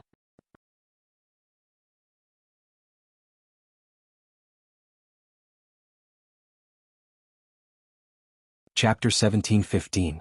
Suddenly being pinched by a familiar hand, Sun Yinger was scared out of her wits. Her mind filled in the blanks, and she could almost imagine being tortured by Wang Ying in space at 8 o'clock sharp. This was a typical case of a loose tongue causing trouble. Sun Yinger had done this more than once, so when Wang Ying pinched her chin, he looked very angry on the surface, but in fact he was very happy in his heart. He had a feeling that Sun Yinger was doing this on purpose to provoke him so that she could continue doing that kind of thing with him. "So, are you trying to reject me?" He stared at Sun Yinger with a profound look in his eyes. Sun Yinger's mouth was covered. She didn't dare to move or speak, but in her heart she was cursing and calling Wang Ying a pervert. She actually didn't quite understand why every time a girl said no, guys always felt that it was an ironic word. After interacting with Wang Ying for the past few days, Sun Yinger actually knew how to deal with Wang Ying, which was to scold her behind her back, but in fact it had nothing to do with her at all. As long as she admitted defeat and acted coquettishly, Wang Ying wouldn't do anything to her. So she squeezed out a few drops of tears from her eyes and looked at Wang Ying pitifully. "Ugh, you're hurting me." This exquisite performance didn't look fake, which made Wang Ying loosen her grip a little. Seeing that Wang Ying backed down, Sun Yinger knew that her plan had succeeded. She quickly changed the topic and said, "Now is not the time to talk about this. I'll deal with you tonight." Wang Ying smiled and let go of his hand. He knew that Sun Yinger was changing the topic and it was her usual trick. He liked to bully Sun Yinger, but recently Wang Ying found that he couldn't do anything about Sun Yinger's pitiful appearance. Especially recently after Sun Yinger learned to act like a spoiled child from who knows where, he still could not harden his heart to deal a heavy blow. "Wang Ling, CEO Ying and Senior Death Heavenly Dao, why are you here?" Lotus Sun asked at that moment. Seeing that the atmosphere was starting to become a little stiff, she could only help to change the topic. Of course, it was mainly to stop Wang Ying and Sun Yinger from openly flirting in front of her and Wang Ling. Yes, as far as Lotus Sun was concerned, this was just plain flirting. She and Wang Ling hadn't made any progress yet. She was so envious of him. Wang Ling, after a few seconds of silence, Death Heavenly Dao, who was wearing the uniform of number 60 middle school's colonel, finally cleared his throat and said, "Miss Rong, don't you think there's something wrong?" Lotus Sun thought about it carefully. She had been staying in her own house all this time. If there was anything out of the ordinary, it was that gardener Zhang San's daughter that Auntie Chiu had mentioned to her earlier. "There's a little girl in a red dress in the yard downstairs. Auntie Chiu said that she's the daughter of our gardener Zhang San. I've always felt that something was wrong," she said truthfully. "That's right, she's the one we're looking for," Death Heavenly Dao replied. "This little girl is the thought plague in disguise. Her name is Qin Xiaomu. It should have nothing to do with your gardener. I'm afraid the thought plague has taken control of Miss Rong's servants and put on a show together. So they want to target me? We still don't know what the goal of this group of thought plague is. That's why we can't alert them." Wang Ying continued, So, we still need you to cooperate with us on this matter. Then what should I do? Lotus Sun asked curiously. It's very simple, just let us enter your body, said Death Heavenly Tao. Wang Ling. He had a serious expression on his face, but as soon as he said this, Lotus Sun's face suddenly flushed red. Perhaps realizing that his words were ambiguous, Death Heavenly Tao hurriedly corrected himself. To be precise, it's the sword spirit space. That way we can fully guarantee Miss Rong's safety. Lotus Sun's realm wasn't high enough, so she naturally didn't have her own core world. But now that she had the passive ability of becoming one with the sword, with Mysterious Sea, which was shared with Lotus Sun's sword spirit space, its spatial ability was no less than that of a normal core world. In fact, the 9-core Mysterious Sea's sword spirit space was already on par with a supreme world. Lotus Sun naturally knew what Death Heavenly Tao was talking about. Given the 9-core Mysterious Sea's current power, its sword spirit space could accommodate 300 million or even 3 billion people, let alone 3. She had been protected by Wang Ling and Golden Lamp before, and had been to their intrinsic spirit fields or core worlds. She had never thought that one day Wang Ling would also enter hers. But there was always a first time in life. Lotus Sun had seen a lot of things, and while she was a little surprised by this sudden proposal, she quickly regained her composure. She wanted to help Wang Ling. Furthermore, she definitely wouldn't let him down. With this in mind, she released her Mysterious Sea Sword Qi, and at the same time, opened a hole in the air with her fingers, allowing Wang Ling, Wang Ying and Death Heavenly Tao to enter her sword spirit space. Elsewhere, Qin Xiaomu, who had already successfully infiltrated Lotus Sun's house, thought that his plan was flawless. The organization had sent her here at first to keep an eye on her, but after Golden Lamp had been killed, the organization's higher-ups had changed their plans. According to reliable intelligence, this ordinary female cultivator from Earth had a total of 9 Heavenly Tao magic cubes on her, and these 9 magic cubes would be the key to their next master plan. Next, he just needed to find a way to enter Lotus Sun's body. However, Qin Xiaomu knew that it wouldn't be that easy to enter Lotus Sun's body. According to the information the group had obtained, Lotus Sun's body had been blessed, and random invasions could be dangerous. But the strength of the thought plague was that apart from invading a single person, they could also invade in teams. This was a method that they would only choose when facing powerful cultivators. However, because of Lotus Sun's special status, Qin Xiaomu had to make sure that nothing went wrong. So after being brought to Lotus Sun's house, he mobilized his forces and used his own method of breeding and spreading the infection. Thus, over 95% of the more than 100 servants in Lotus Sun's residence were already under his control. Of course, he had also cautiously left behind some who were close to Lotus Sun, and deliberately didn't let them be controlled in order to make Lotus Sun lower her guard. And now, everything was ready. With so many brothers and sisters nearby, more than 90 thought plague cultivators would attack the same person together. Qin Xiaomu didn't believe that Lotus Sun could escape. The error-free chapters of the daily life of the Immortal King will continue to be updated on the mobile game bar. There are no advertisements on the site, so please collect and recommend the mobile game bar. If you like the daily life of the Immortal King, please collect. The daily life of the Immortal King mobile game bar is updated the fastest.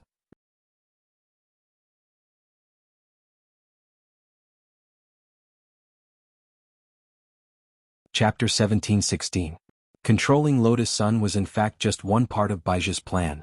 Since setting up Bao Bai Group, he had used the advantage of stealth in the air to control the overall situation, and at the same time developed gene editing to synthesize dragon descendants.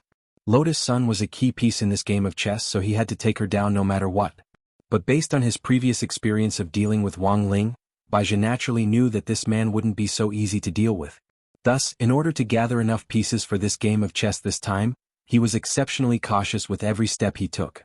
In the boundless Milky Way, inside an unknown cloud-shaped celestial body that emitted a milky white light that was as holy as an angel's feather, a faint human silhouette appeared.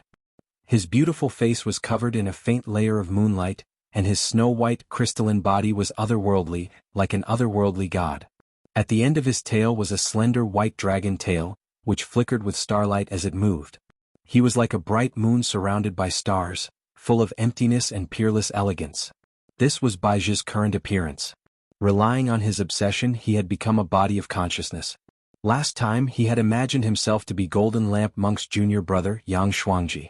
This time he had transformed into Moonlight Dragon, one of the 3 leaders of the Dragon Clan at the beginning of the Eternal Era, supreme, pure, flawless, holy.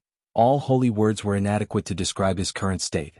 Baizhi never thought that after being humiliated by Wang Ling several times, he could actually reach his current level and become the leader of the Dragon Clan at the beginning of the Eternal Era. So he felt like he could do it again. He felt like he was invincible.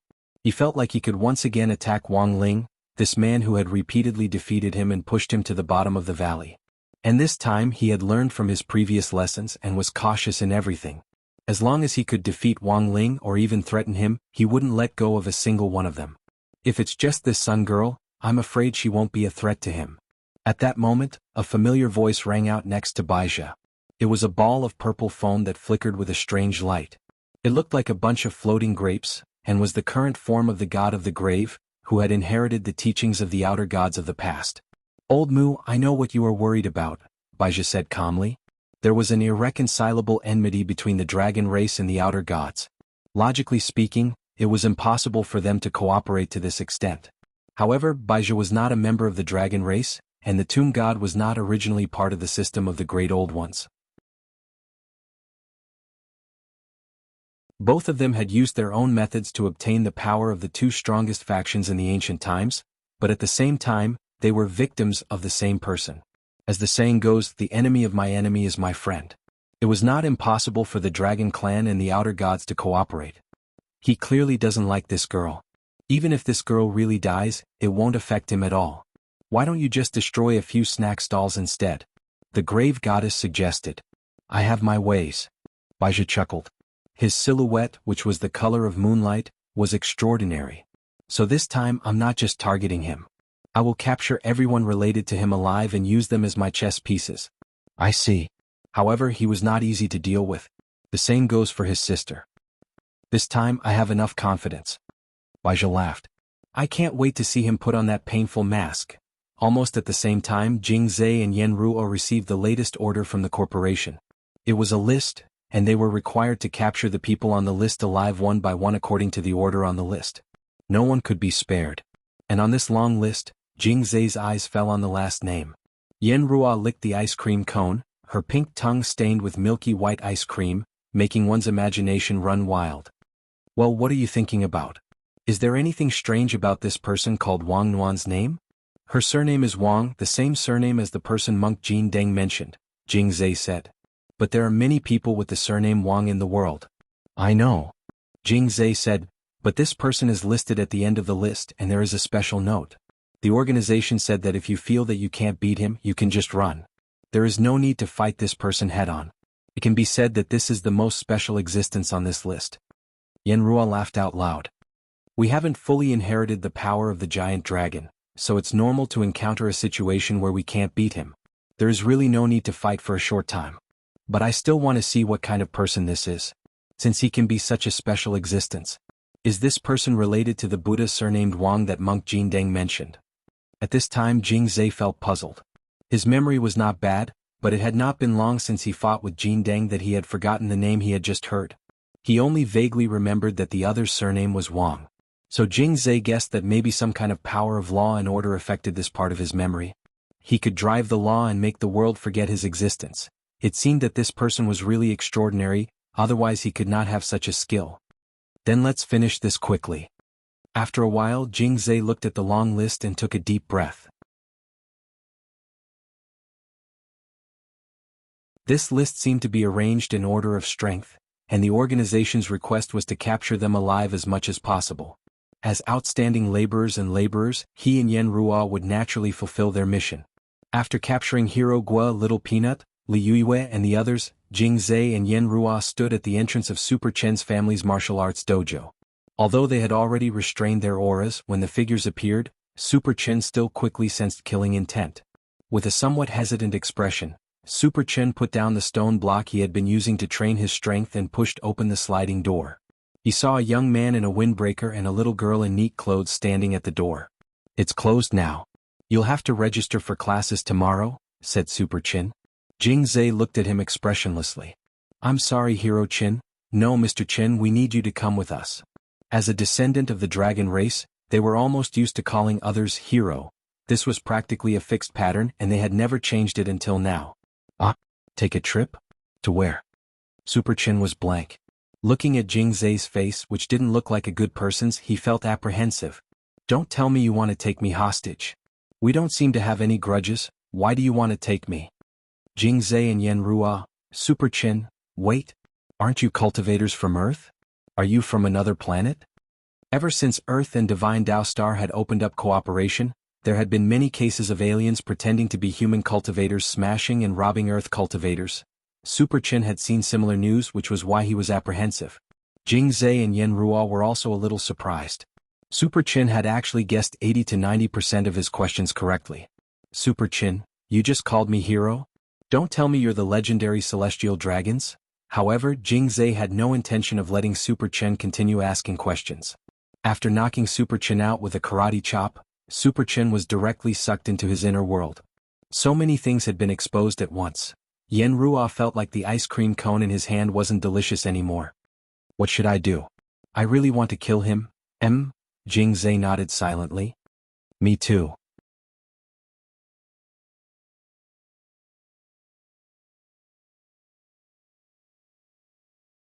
Chapter 17:17. All along, poverty alleviation in the cultivation world had a long way to go. There were many teachers who volunteered to help the poor, and Old Antique was one of them. Because of the special teleportation array, as long as you obtained a volunteer certificate, you could easily use the teleportation array to travel from one city to another, and then fly a sword to the area you needed help in. Every weekend, Old Antique had the habit of volunteering to teach in remote areas. On this day, he carried a crate of strawberries to the home of a student he was helping. The simple house was teetering in the wind, as if it would collapse at any moment. He knew that there were too many people in this world who were hiding in corners and stubbornly refused to ask for help, but were in desperate need of help. However, it was impossible for him to help them all on his own, so he could only do one thing at a time, and use his actions to influence more people. He only hoped that life wouldn't let down all those who wanted to live. After he was done with everything, Old Antique let out a deep sigh. If possible, he hoped that one day, everyone would have strawberries that they could never finish. After leaving the student's simple house, Old Antique used several building-strengthening talismans to coat the teetering house with a layer of film, and it wasn't until he was done with the repairs that he was ready to leave in a huff. Just as he was about to fly away on his sword, there was a loud rumble in the clear sky, and a silver streak of light hacked down, turning into a ball of lightning that landed precisely in front of him. Old Antique reacted quickly and almost subconsciously took a step back. As a famous epic-level killer in the world of killers, he was still a treasured sword and had extremely sharp reflexes. As he took a step back, he threw out several silver needles at the student's vitals. He could sense that the other party had ill intentions and was full of killing intent, so he didn't have any misgivings when he made his move. However, before the needles could get close to the person, they stopped in midair. An electromagnetic barrier stopped the flying needles. Old Antique composed himself and stared warily at Yanxiu and Jingza. Who are you? He could tell that these two people weren't ordinary. Are you Wang Zukong? Jingza said in a cold voice, I need you to come with us. Old Antique frowned. At such a close distance, he actually couldn't sense their breathing, which was already enough to prove how powerful they were. Although they didn't look very old, their combat strength was indeed extraordinary. Regardless of whether he resisted or fled, there would be risks, and he might even bring disaster to the students in the building behind him. He had no idea why the two of them were looking for him, but under such circumstances, he seemed to have no other choice. I can leave with you, but do not hurt the people in the back room. Jing Zai's face was expressionless and his voice was cold. Don't worry, he's not on our list.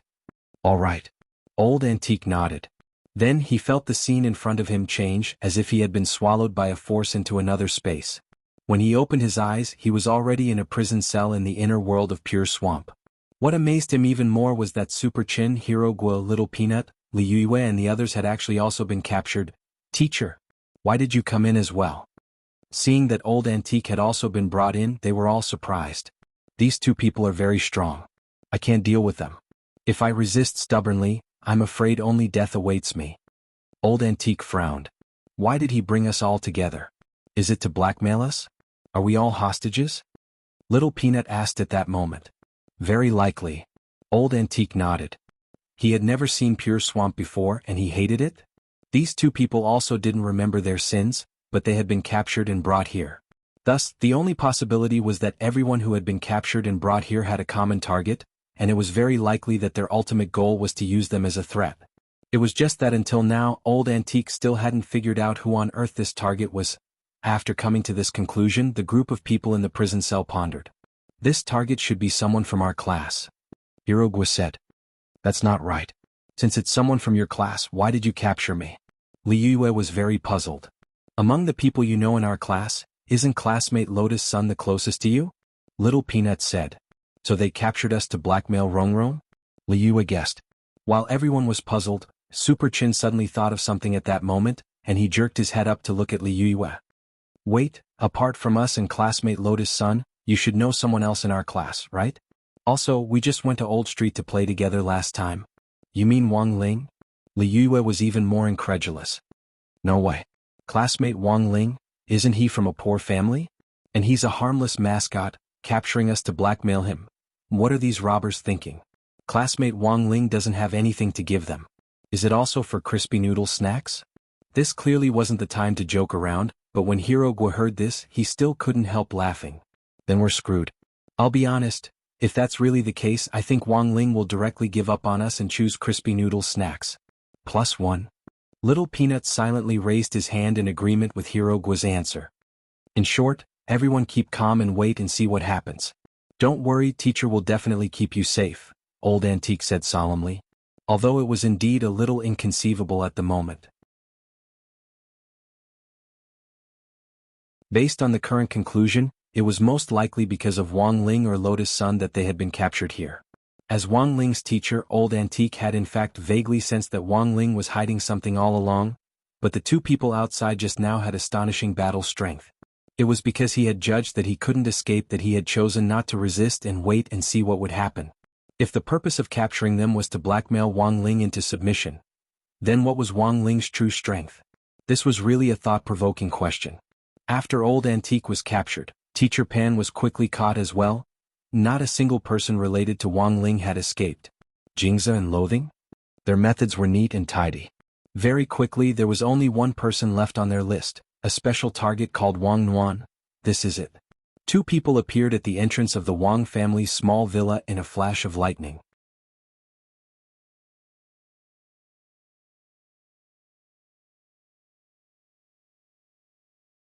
Chapter 17-18. The night was dreary and hazy. Faint moonlight enveloped the only building in eastern wilderness, and the tiles on the top floor of the Wang family's small villa reflected a faint white light. To be cautious, Jingza used his spiritual senses to sense the aura inside the villa and found nothing unusual.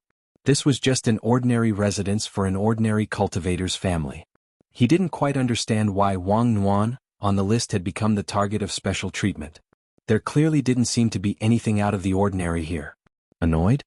Sitting on a large cement pipe in the abandoned lot in front of the Wang family's small villa, she started to lick a popsicle with a disinterested expression. Brother Jingza, can you do it alone? She asked. Because it was really too ordinary.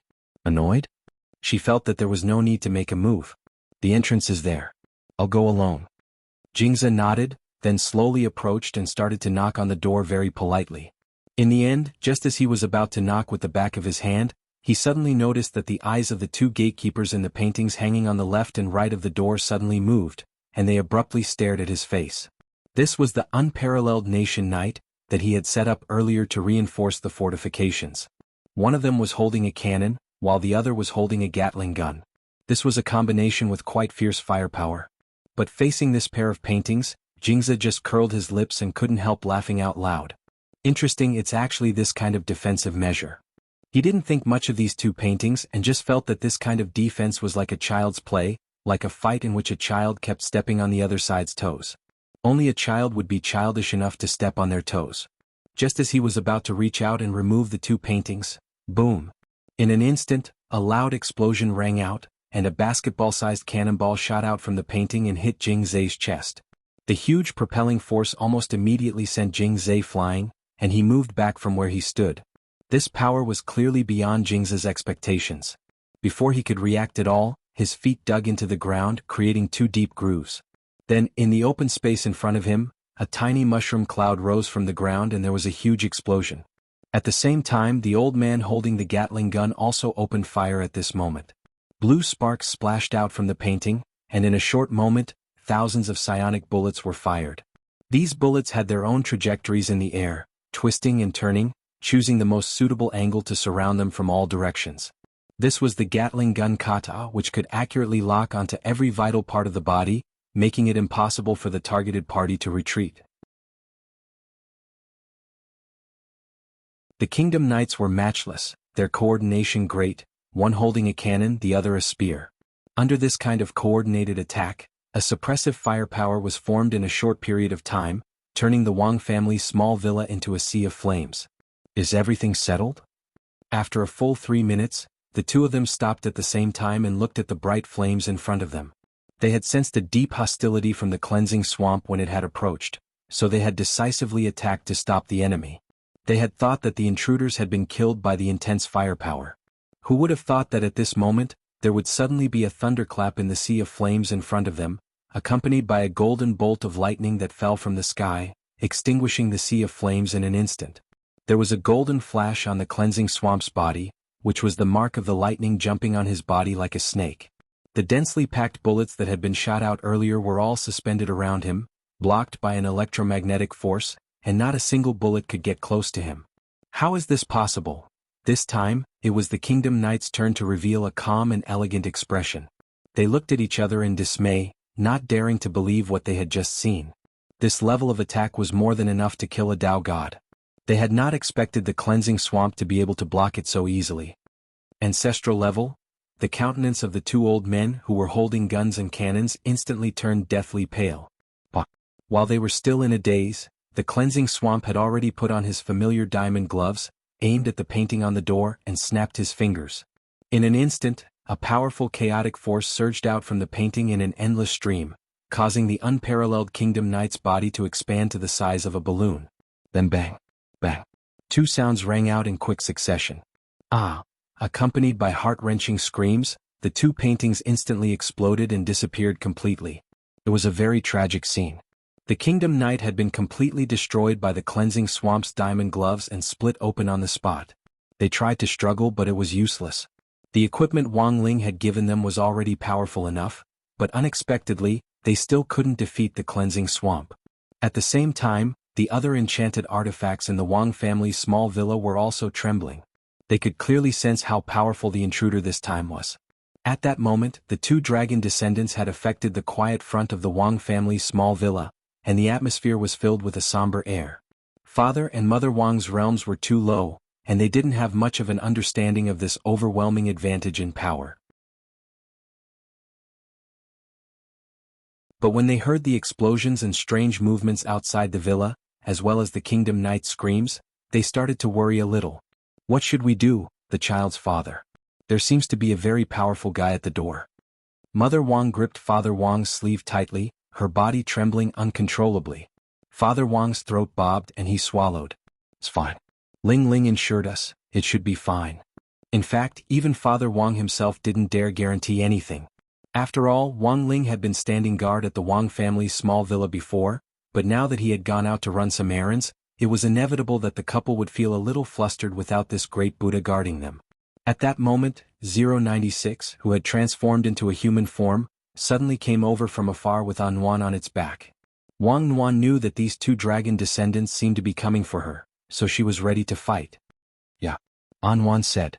This time, Lord Ma personally translated for Father and Mother Wang on the side. Spiritual Master Nuan says that she wants to join the fight. Anwan? Mother Wang's expression was grave. But she's still so young.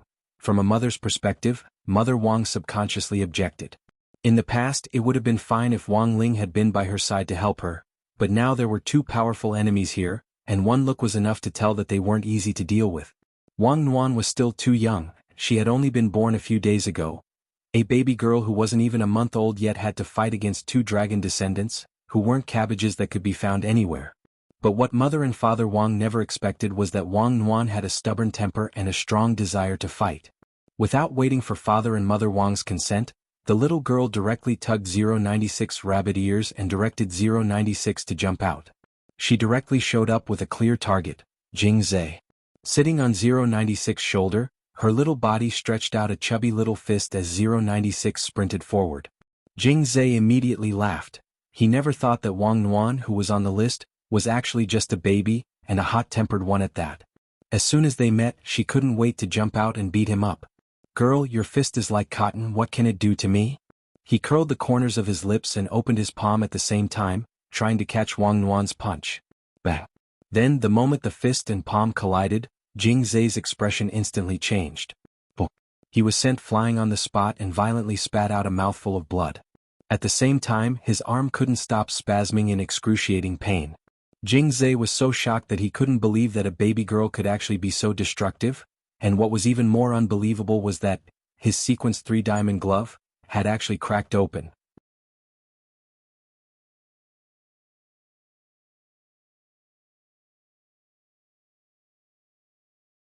Chapter 1719. This was a chaos weapon of a dragon's descendant that had reached the sequence level. It was known as the indestructible diamond, and it was refined from the dragon skeleton that corresponded to the dragon power in his body. However, in front of the girl, it was unable to withstand even a single punch, causing cracks to appear. Something was wrong. Jing Zhe was very decisive. He quickly retreated, and the golden lightning dragon behind him spread open. At the same time, countless bolts of lightning fell nearby, trying to quickly pull away from Wang Nuan. However, Wang Nuan's actions were faster than he imagined. As he retreated, he saw the shadow on the ground suddenly erupt, turning into agile tentacles that chased after him at an extremely fast speed. What ability was this? He was shocked. Jing Zhe did not expect that the flash produced by his lightning dragon descendant would end up benefiting Wang Nuan. The little girl used her Shadow Dao ability to quickly chase after him, but what she captured was his shadow. An instinctive sense of danger immediately surged in his heart, especially at the moment when his shadow was captured by Wang Nuan. Jing Zhe guessed it. Immediately after, he felt his vision turn black, and he was brought into an alternate world. This was Wang Nuan's unique Supreme World, and it was also a Supreme World exclusive to Shadow Dao. Everything in it was no different from Earth, but all the living beings were a mass of black shadows. A world of shadows? Jing Zhe was shocked. At the same time, the person who was captured in this world was Yanxiu, who was behind him. At this moment, Yanxiu was also shocked. His mouth also gaped open with incredulity as he stared at the scenes unfolding before his eyes. He was so shocked that one of his ice cream balls dropped onto the ground. No one could have imagined that a baby girl who had just been born for less than a month could actually be so tyrannical. This girl is a great Dao Lord? Jing Zhe's heart trembled.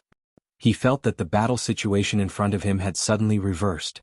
Having great Dao abilities was not something terrifying.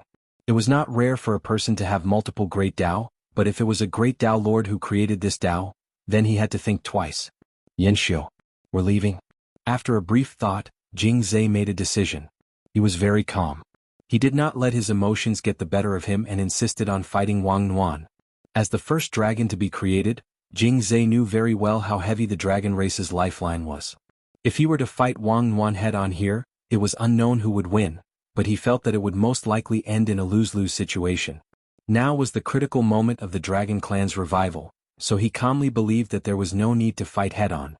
Although escaping was also a humiliation for the dragon descendants, if they didn't swallow this humiliation now, they might not have another chance in the future.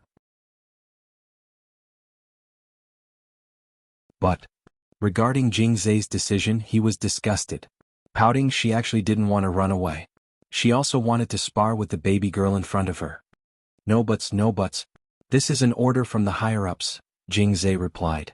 He didn't want to run away, but he didn't want to admit that he was a coward, so he found this excuse. Originally, in the mission that Bao Bai gave them, Wang Nuan was the most special existence. If the situation was not right, they could choose to retreat. This was Wang Nuan's personal supreme world. If it was anyone else who fell into this place, there was no way they could escape. However, they were dragon descendants. They could use their dragon power to forcefully break open a gap. Just as they were about to move, Wang Nuan moved even faster than them. The little lass rode on 096, using it as her mode of transportation. It was clearly just a baby's body, but its mobility was astonishing. He was disgusted. Before he could do anything, in the blink of an eye, Wang Nuan's figure had already appeared behind him. That meaty little fist was smashing toward his spine. Jing Zhe's expression changed instantly. He could tell that this was not an ordinary blow. At the same time that the fist was unleashed, there was the sound of landslides and tsunamis. The entire shadow world was trembling with the supreme sound of the Great Tao, mixed with the terrifying power of the Great Tao Master. The little fist had not yet arrived, but it had already made Jing Zhe feel a life-threatening pressure. The overwhelming wind from the fist slapped his back, causing his dragon descendants to tremble like an umbrella in the wind. His entire dragon skeleton could not stop falling in the direction of the wind from the fist, and he could not even fly. This baby was too terrifying. It had only been less than a month, but she was already this strong, in terms of combat strength. This little girl was much stronger than the monk he had seen before. Moreover, he seriously suspected that the Buddha surnamed Wang that the monk mentioned was very likely related to the little girl in front of him. Why would such an outrageous person appear on Earth? Where did it come from? Jing Zhe was puzzled. The couple in the villa were clearly just ordinary people. How could they give birth to such a powerful earth cultivator? Could it be? Is it related to the mysterious object in the legends? His mind was filled with boundless reverie, and he suddenly thought of many possible guesses. Although he was afraid he had to think about it. Because if they wanted to restore the dragon clan to its former glory, the girl in front of him and the Buddha surnamed Wang might become their biggest obstacle. Boom. This punch was like the autumn wind sweeping away the fallen leaves, hitting his spine solidly. Jing Zhe spat out a large mouthful of blood, but he did not suffer any serious injuries. At the critical moment, the black umbrella on his back blocked another blow for him. At the same time as the fist approached, the black umbrella on his back blocked another attack for him. He spat lava from his mouth and instantly formed a powerful lava barrier. However, the moment it was completed, Wang Nuan punched out almost at the same time, directly breaking through the barrier and hitting Jing Zhe. Although it still made him vomit blood, at least it had some protective effect. If it wasn't for Black Umbrella and Yen Xiang, Jing Zhe suspected that Wang Nuan's spine would have been broken. Yen Xiang? Let's go. With a loud shout, he pulled away from Wang Nuan again. At the same time he opened the black umbrella on his back, and a chaotic vortex formed under his feet. The god-devouring umbrella opened up a tiny opening in this supreme world. It was only the size of a mouse hole. But Jing Zhe still went in with Yen Xiang? Without any hesitation he went in. This time Wang Nuan didn't give chase. This was her first time fighting with people with the power of the Dragon Clan, and she felt that they would be good combat training targets. But from the fight just now, Wang Nuan could sense that their powers hadn't been fully activated. So she didn't give chase and instead planned to give them another chance to grow. It would be a pity if she toyed with them until they died. After driving away the two dragon descendants, Wang Nuan left her supreme world. At the same time she released Audiobook Zhouzi and Kumiya Ryoko, who had been protecting her supreme world. Audiobook Zhouzi and Kumiya Ryoko were the only exceptions, and Wang Ling had personally arranged for them to be protected by Wang Nuan. He was mainly worried that these two dragon descendants would cause trouble for them, which could be considered a privilege of Audiobook as a disciple. As for Zhouzi and Kumiya Ryoko, because of their inseparable relationship with Audiobook, they were also protected. After all, the battle strength of the dragon descendants was astonishing. Apart from Wang Ling and Wang Nuan, no one could deal with them. Thank you, Martial Ant. After being released, Audiobook hurriedly bowed to Wang Nuan in thanks, and at the same time gave Kumiya Ryoko and Zhouzi, who were still staring blankly on the side, a meaningful look. Thank you, Spiritual Master Nuan. The two of them bowed, their minds blank at the same time. They had been hiding inside little girl Nuan's body the whole time, and were so shocked that they couldn't speak as they watched her hammer the dragon descendants. You're usually pretty smart, why didn't you react?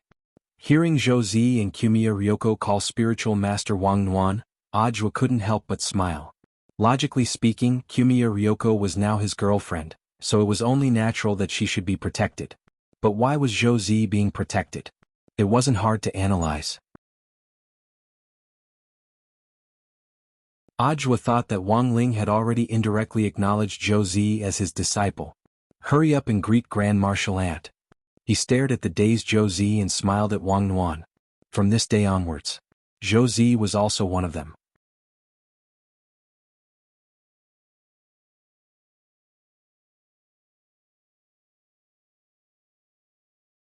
Chapter 1720. Yeah. In front of the Wang family's small villa, Wang Nuan sighed with emotion as she looked in the direction in which the two dragons had fled. She pinched 096 rabbit ears, and 096 obediently let her do as she pleased. At the same time, Lord Ma, who was the infant language interpreter, swiftly appeared next to Wang Nuan and accurately translated what she said. He said that Wang Nuan had sighed just now because the two dragons were too weak, and there was no point in fighting them. Everyone present trembled when they heard this. If the descendants of the dragon clan were too weak, how could other people live? As expected of my martial aunt. Audiobook bowed, not knowing whether to laugh or cry. In some sense, Wang Nuan's rate of growth was even more astonishing than Wang Ling's back then. She grew almost every day and in stages. Back when she had been born, she had taught the grave god a lesson. In just a few short days, her battle strength had undergone a qualitative leap, and she was even more refined than before. Needless to say, if anyone else found out about this, it would definitely shock the world and even the entire universe. In particular, those ancient people who knew what the ancient dragon clan was would all be so shocked that their jaws would drop.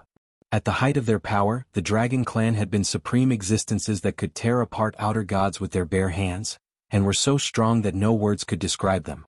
Sotheth was ranked second among the outer gods, but if the leader of the dragon clan, the dark devouring dragon, had existed back then, a mere Sotheth wouldn't have been a match for it.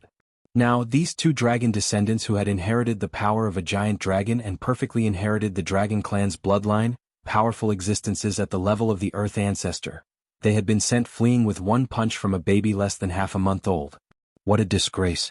As far as I know, the dragon clan is a race with very strong self-esteem. They will definitely take revenge. Martial Ant, be prepared, Audiobook said as he bowed. Yeah, Wang Nuan replied. Lord Ma translated, she said that it doesn't matter how many come. Also, she's always wanted to taste dragon meat dumplings. As expected of Grand Martial Ant. On the side, Zhou Zi almost knelt down. In the last few days, his worldview had been completely overturned. Before, he had regarded Audiobook as a hero, but now he had several more people to worship. Furthermore, he was well aware that these people could only be worshipped as gods, and he would never be able to surpass them.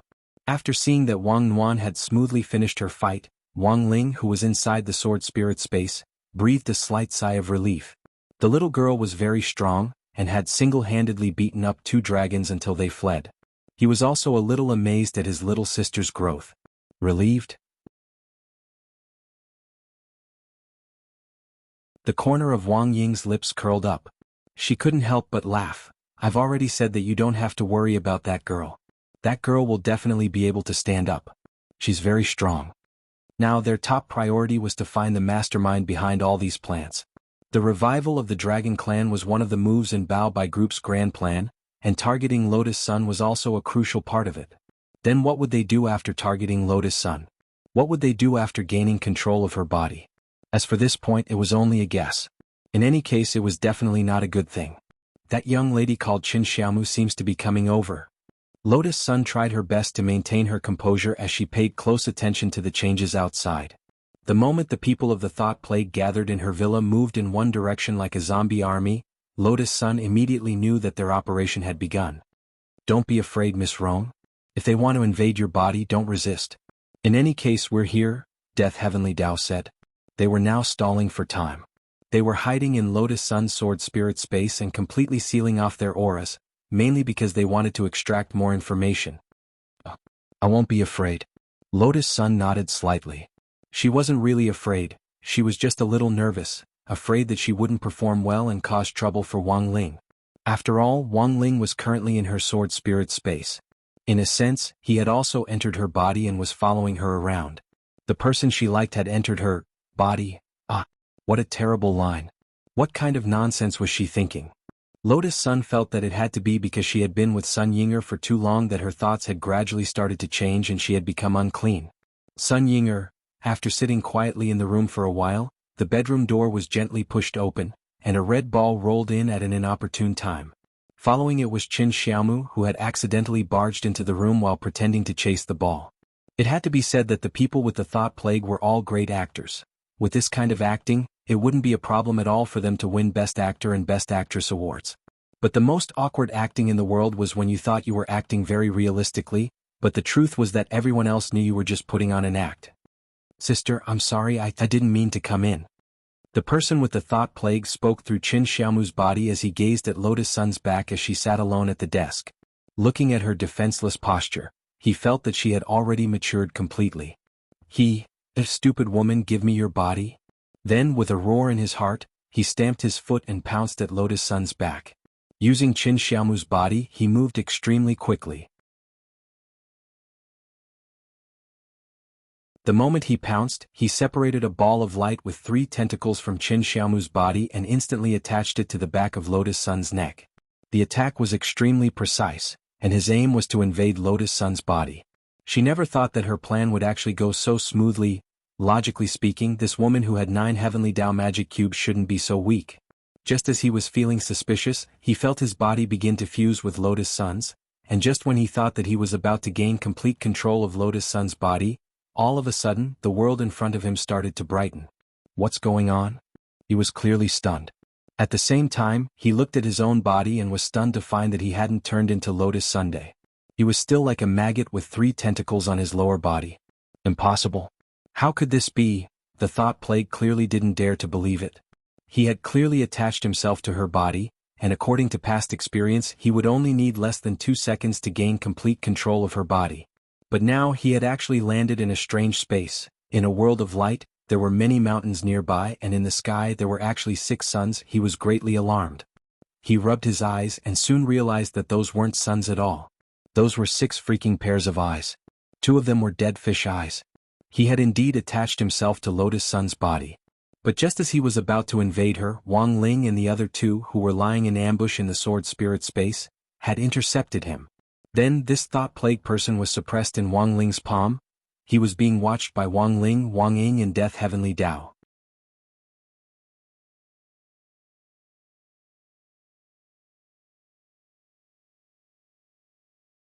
Chapter 1721. The thought plague wouldn't think that it would be intercepted before it could even enter Lotus Sun's body. This was clearly a trap, but it was already too late to say anything now. According to the original plan, the 90-odd thought plague on their side would be the first to enter Lotus Sun's body. After confirming that everything was fine, the rest of the thought plague would enter Lotus Sun's body one after another, and ultimately work together to suppress it. But now it knew that it had been tricked. The most outrageous thing was that after learning that it had been intercepted, Lotus Sun immediately opened the window and called out, "Come in, brothers."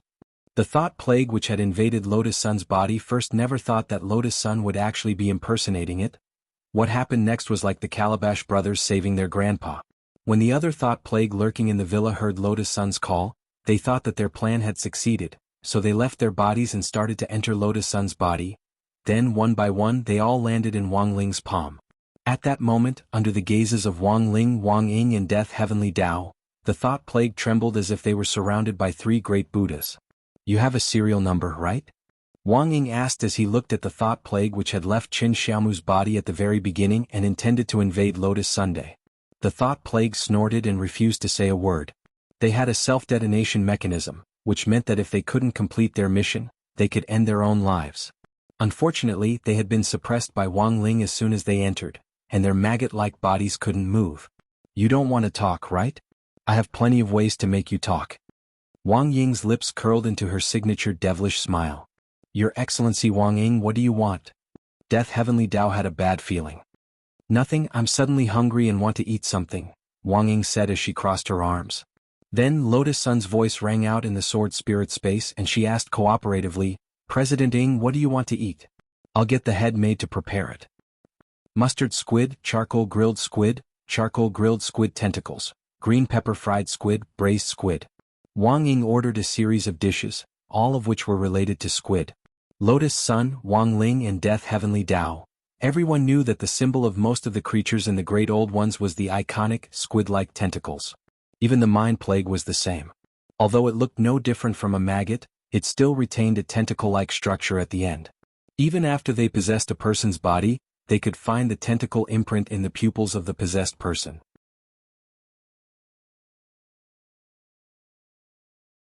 Other than ordering a bunch of squid-related dishes, Wang Ying also planned to establish a mental link and build the same mental space with the 97 thought plague patients.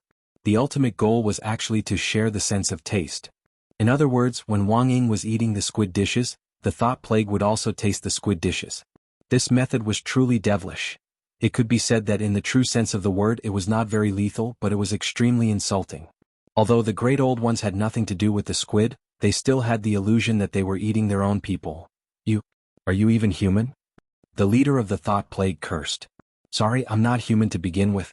Wang Ying spread his hands and smiled. He was Wang Ling's shadow to begin with, and in theory indeed wasn't human, so Wang Ying didn't feel anything about this. How about it? Still not willing to talk? I have other ways. Wang Ying stared at it without the slightest bit of pity in his eyes. The thought plague patient could tell that Wang Ying wasn't the type to negotiate. If they didn't do as the other party said, they would definitely be severely punished. Furthermore, the other party's punishment wouldn't be an ordinary one, but a crooked method specially designed to target different groups of people. Letting them taste the taste of squid, this kind of psychological rejection was more painful than directly dying. Thus, the leader of the thought plague patient sighed and finally gave up resisting. My work number is 003. 003.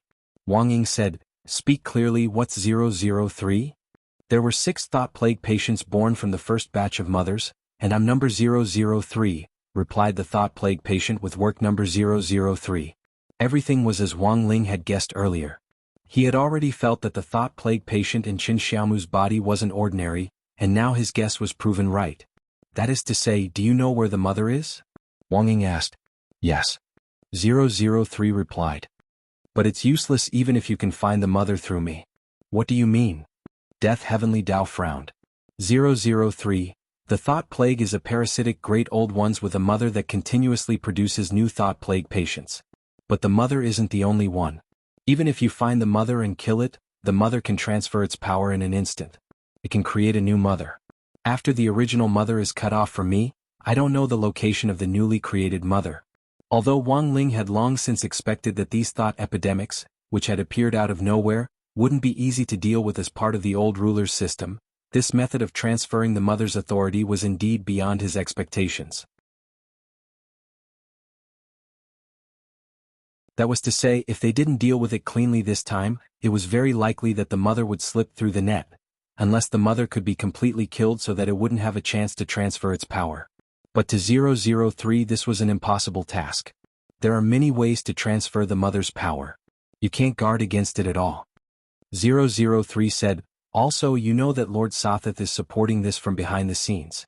Unless you have a way to eradicate the host who has been invaded by the mother, make him completely disappear from all the world lines and timelines, the thought plague will exist forever. Wang Ling's eyebrows twitched slightly at these words, because he felt that this method sounded a little familiar. And it sounded even more like revenge, because this was what he had done to Baizhi back then. He had erased all of Baizhi's existence from all the world lines. The only thing he hadn't taken into account was that the other party's resentment was so strong and deep that he could actually communicate with the will of the universe and forcibly fill in the gaps. We have our own ways, it's not something you should be concerned about. Death Heavenly Dao snorted. At that moment, 003 suddenly laughed sinisterly. I don't understand. Even if you really have a way to kill the mother in one go, can you really do it? He's currently possessing the body of that scientist called Wang Ming. If you want to uproot us and prevent human cultivators from being enslaved, then you have to completely wipe out this person called Wang Ming.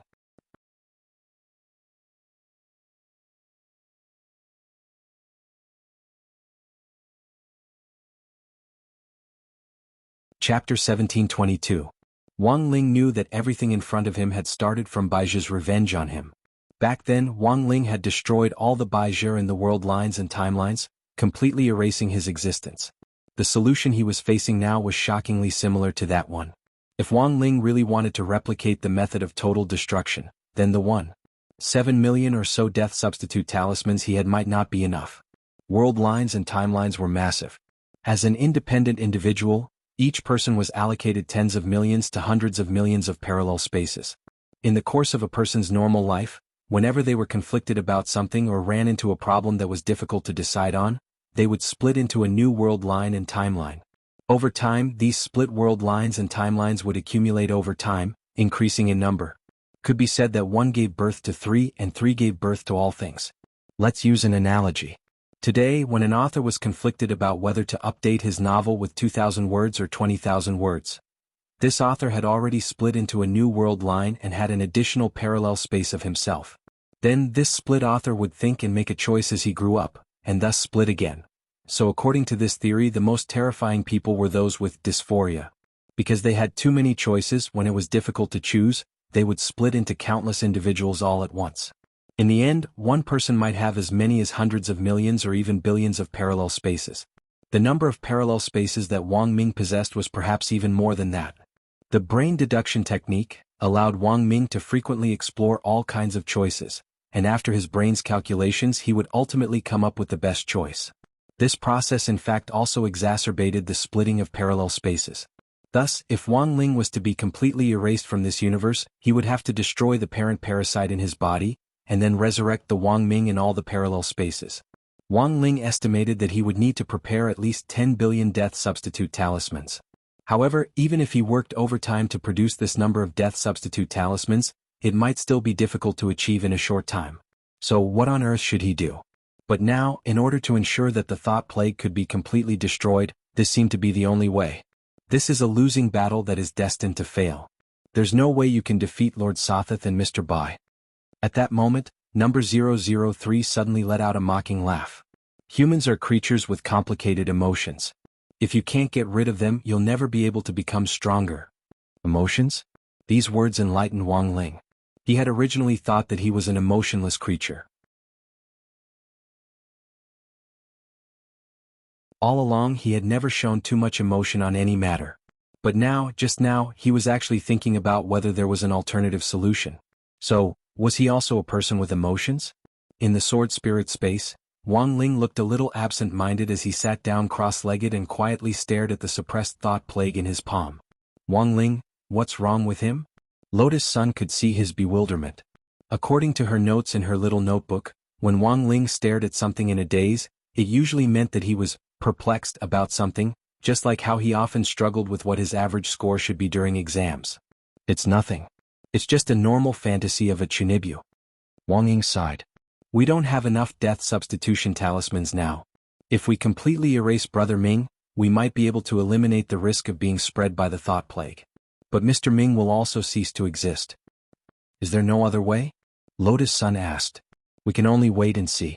If Mr. Ming has the ability to regain control of his body, it won't be so troublesome. Wang Ying said, but his opponent is the Heartless Ancestor, an ancient powerhouse who relies on his brain for a living. Even if he's injured, it won't be easy for Mr. Ming to contend with him. Death Heavenly Dao frowned. But we can't drag this out any longer. We're now racing against time. The longer we drag it out, the wider the thought plague will spread. There's always a way. Wang Ying spread her hands and said helplessly, if there's really no other way, we'll have to trouble Mr. Ming. Even if we can't save all the Mr. Ming in the parallel spaces, at the very least, we'll be able to save a small number of them. In the depths of the spirit space was a sea ravaged by a storm. Startling waves crashed against an ancient ghost ship as it bobbed up and down. It had already completely lost its course, and was drifting along in this sea full of murderous intent and storms. As the cabin shook continuously, Wang Ming gradually regained consciousness. Damn it. He rubbed his head, feeling a headache coming on. Then he violently lost his balance and fell onto the wooden wall of the cabin. The torrential rain poured down and poured into his body, drenching all his clothes. Wang Ming knew that he no longer had control of his body. At the same time, he hadn't expected the virus that the Heartless Ancestor and the Thought Plague had planted in him would actually be so tyrannical. He grabbed the mast and wandered around on the choppy sea for who knew how long, until the wind finally calmed down. I have to think of a way to regain control, Wang Ming muttered soundlessly. He hadn't given up thinking yet.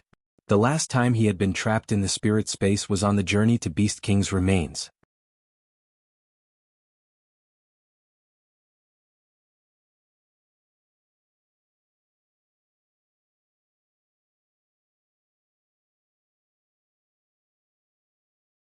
Chapter 1723. In fact, while meeting Shouchong here was a little unexpected for Wang Ming, it could also be said to be reasonable. Back then, in order to reactivate the God Brain, the Heartless Patriarch had deliberately transferred and then devoured Shouchong's will. That was to say, in fact, a small part of the Heartless Patriarch's spiritual space belonged to Shouchong. Now that the Heartless Patriarch had invaded Wang Ming's spiritual world, Shouchong had naturally been brought in as well. How are you? Can you hold on? Wang Ming crouched down and took Shouchong's pulse. He looked extremely weak and pale, and even his body was so thin that it could almost be called skin and bones. It was hard for Wang Ming to imagine how on earth he had managed to hold on during this period of time. Shoucheng raised his tired eyes to stare at the man standing next to him and said in a low voice, I'm so hungry. Wang Ming thought for a moment, then began to say seriously, in the cold we eat rain, the grass is luxuriant, the vermilion seedlings are reflected in the wind, the willows reflect the embankment.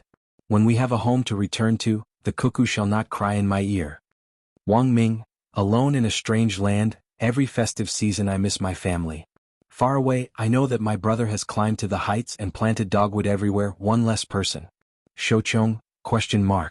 Wang Ming, 2 orioles sing on a green willow, a row of egrets soar into the blue sky, 1,000 autumn snows on the window, a Jianghu ship moored at the door, Shoucheng. Wang Ming, the spring wind of reform blows everywhere, the people of Wuxia have worked hard, Shoucheng. Wang Ming recited a dozen or so poems in a row, and Shoucheng's complexion actually improved a lot under the infusion of these ancient poems. Not only that, even his thin body gradually began to fill out as he regained his spirit. Strange, how can this be? Seeing that Shoucheng had recovered, Wang Ming finally breathed a sigh of relief. It's just as I thought. We're now in the spiritual space, so what we naturally need is spiritual food. Shoucheng was suddenly enlightened. I see. So I just need to keep reciting poems? In theory. Wang Ming nodded. I'm very curious, how have you been holding on these past few days? Drinking water. Shoucheng said, I realize that the water in this spiritual space doesn't seem to be seawater. It's not salty and it's drinkable. Is there a problem? No, there's no problem at all. I'll just recite the poem after this. This water is not nutritious. Wang Ming's eyes twitched as he spoke. He never thought that one day the water in his brain could actually save a person. Could be called a medical miracle. After the two of them calmed down in the cabin, Wang Ming looked at him and asked, How much do you know about the god brain? Or do you know anything about the god brain? I've only heard some rumors from my senior sister Feng Chu, but I don't know if they're true or not. If it wasn't for Wu Xian manipulating the situation behind the scenes to take me away and absorb me into his spiritual space, perhaps I would never have been able to prove this truth in my entire life. In such a spiritual space, the master of the spiritual space is the god, which is the same concept as the core world of cultivators. However, the god brain is just too domineering. Even if it's just an incomplete part, it's still like a maggot in a tarsal bone. It can steal other people's space for its own use. How terrifying. Shoucheng sighed as he spoke. As he said this, he was in fact greatly shocked by the size of Wang Ming's spiritual space. He knew that Wang Ming wasn't a cultivator, but an ordinary human who wasn't a cultivator could actually expand his spiritual space as vast as the sea. This was something that many cultivators who majored in spiritual-type spells might not be able to do. The last thing I'm afraid of is a challenge. Wang Ming laughed. This is my spiritual space to begin with. It won't be that easy for him to take it away. Are you sure you can take it back? Shoucheng hesitated. After all, his opponent was an ancient being. Even if his body was incomplete, he had now successfully become the master of this spiritual space. If Wang Ming was given a little more time with the other party's god brain fully recovered, they wouldn't be able to retaliate even if they wanted to. I already had this idea at first. Now that you're here, the chances of us snatching it back are even higher. Wang Ming said confidently, How about it, do you want to join hands with me? If we snatch it back later, I have a way to separate you from my body, reconstruct a body for you and bring you back to life. You probably don't want to stay in someone else's body forever, right? Of course. Shoucheng nodded. I know you, so I believe you have the ability. But the point is, what should we do now? It's very simple. We just need to sink that giant aircraft carrier. When the time comes, our attack ship will once again become the master ship of this spiritual space. But that's your giant aircraft carrier. I saw it before. It has the equivalent of 50 aircraft carriers, which is the size of an island. How can it be so easy to sink? That's my ship. When I built it, I left a back door in it. As long as a shell hits a critical spot, it can start the self-destruct sequence, Wang Ming said. Even so, where do we get the materials to build it?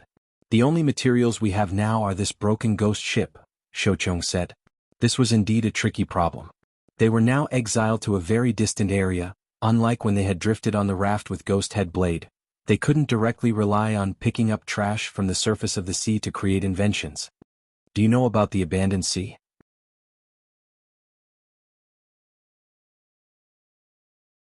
At that moment Wang Ming looked at Shoucheng and asked, "There's a abandoned sea like this in every hot spiritual space. The so-called abandoned sea could also be called the Sea of Rotten Ideas, or the Sea of Chicken Rib Inventions. Scientific research was a path that constantly sought progress through exploration, and before something could be successfully developed, there would often be many failures first. Apart from that, in the research and exploration of cultivation science, there were times when scientists would be invited to create some chicken rib inventions and develop all kinds of IQ tax-deductible products in order to satisfy their vile interests or to raise funds for their own research experiments. Wang Ming felt that Shoucheng was more experienced than him in this regard. These so-called rotten ideas and chicken rib inventions would ultimately form something like a waste recycling station in these people's spiritual spaces, which was the abandoned sea. The abandoned sea? No. I don't have such a thing. My inventions have always been useful. They definitely aren't chicken rib products. Shoucheng crossed his arms and lowered his head, looking unwilling to admit it. Diske, don't be like that, Mr. Shoucheng. Every scientist has a few failed inventions and so do I. You don't need to belittle yourself. Now that our spiritual space is attached to the same space, those things in the sea of abandonment may not all be yours. They might also be mine. Wang Ming knew that for Shoucheng this might be a public execution, but at this critical juncture, there really wasn't any other way. So if you agree, give me your hand. With our brainwaves combined in this state, it shouldn't be a problem for us to sense the abandoned sea, Wang Ming said helplessly. Ha! That's right. It might also be yours. At this thought, Shoucheng couldn't help being happy. All right. Then I'll sense the existence of this sea. Then he felt reassured and gave his hand to Wang Ming. Time flowed relatively slowly in the spiritual space. An hour in the outside world might only be a minute of thought in the spiritual space. Just like that, the two of them steered the ghost ship over the sea for about 20 hours before they found the legendary abandoned sea. Wang Ming and Shoucheng gradually saw it. A large number of crappy inventions were floating in this sea.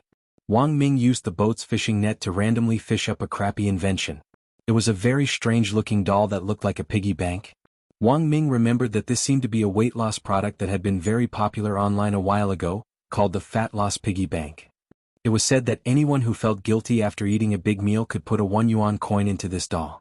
Then this doll would start to shake like a crazy animal for a whole 10 minutes.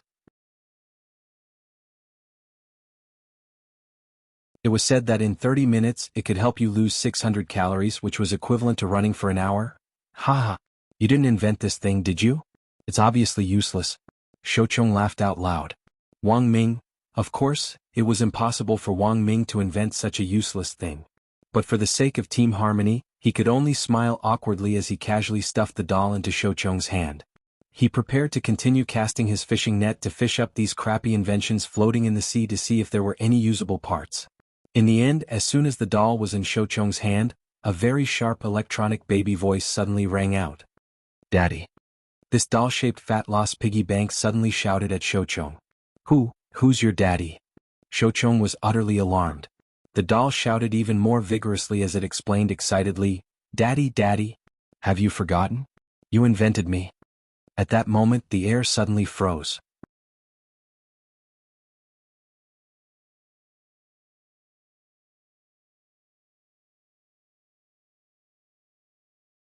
Chapter 1724. Wang Ming and Shoucheng hadn't expected the slap in the face to come so abruptly. Neither of them had expected these lousy inventions floating in the sea of abandon to actually have the ability to recognize their owners through voice. In the end, Shoucheng's face twitched as he tossed the doll back into the sea with a mournful daddy, as it faded into the distance. Wang Ming was silent. He felt that this might be the legendary benevolent father and filial son. In fact, as Wang Ming had said, scientists would more or less come up with some useless inventions that people couldn't understand on the path of scientific research and development in cultivation. However, Wang Ming felt that this was indeed the first time he had seen something completely useless like Shoucheng's, because he was well aware of how many useless little gadgets he had invented for fun in the past. Probably no less than 200? These were all little gadgets he had created in his spare time for fun, but there were now far more than 200 of them floating in the sea of abandoned. There were at least hundreds of thousands of them. Initially, to comfort Shoucheng, Wang Ming had wanted to find the gadgets he had invented back then to give Shoucheng a little psychological balance. In the end, when he threw a fishing net down and pulled it up, it was all Shoucheng's sons. Shoucheng, are you short of money? Wang Ming was blank as he asked. When he thought about it carefully, the reason why Shoucheng could come up with so many useless inventions was actually because of one word: sponsored partnerships. There were actually quite a number of civilian cultivation scientists like Shoucheng who relied on inventing products that taxed IQ to obtain research funding. It was just that Shoucheng was a relatively successful example. I recorded videos of each of my inventions. I just didn't expect my assistant to accidentally post a video of me making a brainwave spirit sword controller online, and it caused a sensation on Bilibili. Shoucheng laughed bitterly. You know, as a video up master now, I take the creative incentive program, split the traffic, and occasionally accept advertisements from game companies. It's indeed very profitable. Previously, Bilibili even invited me to the top 100 Up Masters Award ceremony. To put it bluntly, it's all for research funding, so I threw caution to the wind. So, what are you researching? Wang Ming was curious. If it was just an ordinary research project, it shouldn't need so much funding. As far as he knew, Shoucheng had received more than 20 billion yuan in research funding from Kamiya Ryoko and Lotus Sunday. One could only imagine the secrecy and complexity of the research behind such a large amount of funds. I don't want to talk about it for now. Shoucheng coughed and said, but I did encounter some obstacles. If I can really escape, maybe I will invite you to participate in the research of this project.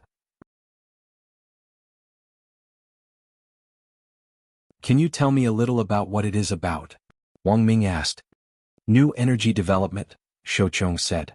It's a promising research project. Wang Ming nodded. From this perspective, he felt that the direction of Shoucheng's research was in fact similar to the direction in which he was researching the new Dao Talisman seal for Wang Ling.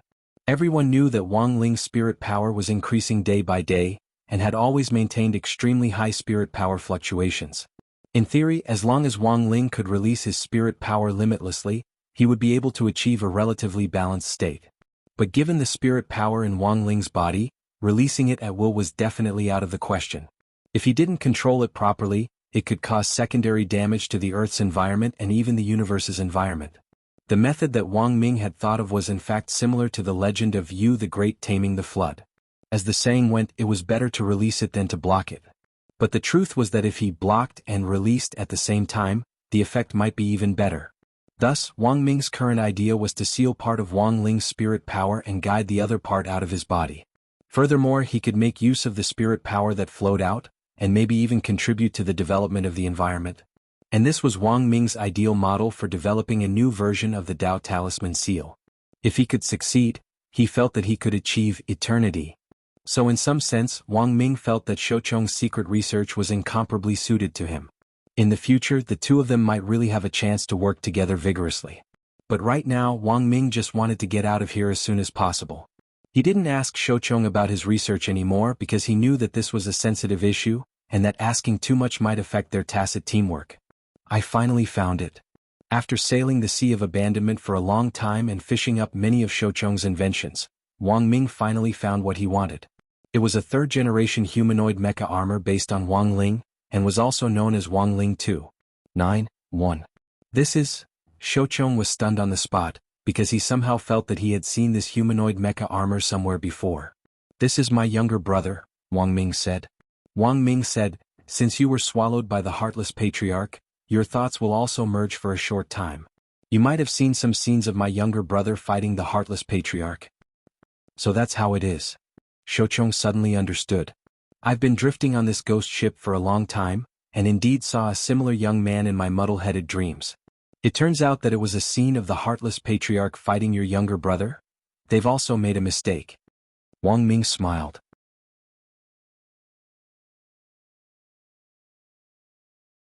The Heartless Patriarch absolutely didn't expect our willpower to be so tenacious. We didn't completely synchronize with his mental space because of his invasion, and even planned to secretly carry out a vigorous counterattack in the Sea of Abandonment.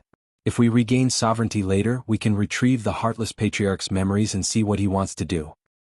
That's right. This might be a surprise. Shoucheng nodded. But very quickly his mind suddenly turned. Wait. You said that the young man fighting the Heartless Patriarch is your younger brother? The Heartless Patriarch is an immortal. How old are you? How old is your younger brother? Cough, that's not the point. Let's work together first. I'll find a chance to explain to you about my younger brother. Wang Ming smiled, then stared at the third-generation humanoid mecha armor in front of him. As you can see, this third-generation humanoid mecha armor is version 2.9.1. However, it failed the mobility and mobility tests and didn't meet the preset standards, so it's considered a failure. But it's not completely unusable. Shochong crouched down and stroked the smooth metal lines of the mecha armor as he nodded thoughtfully. Even if it can be used, it still looks a little too small. I'm afraid it won't be easy to sink your giant aircraft carrier.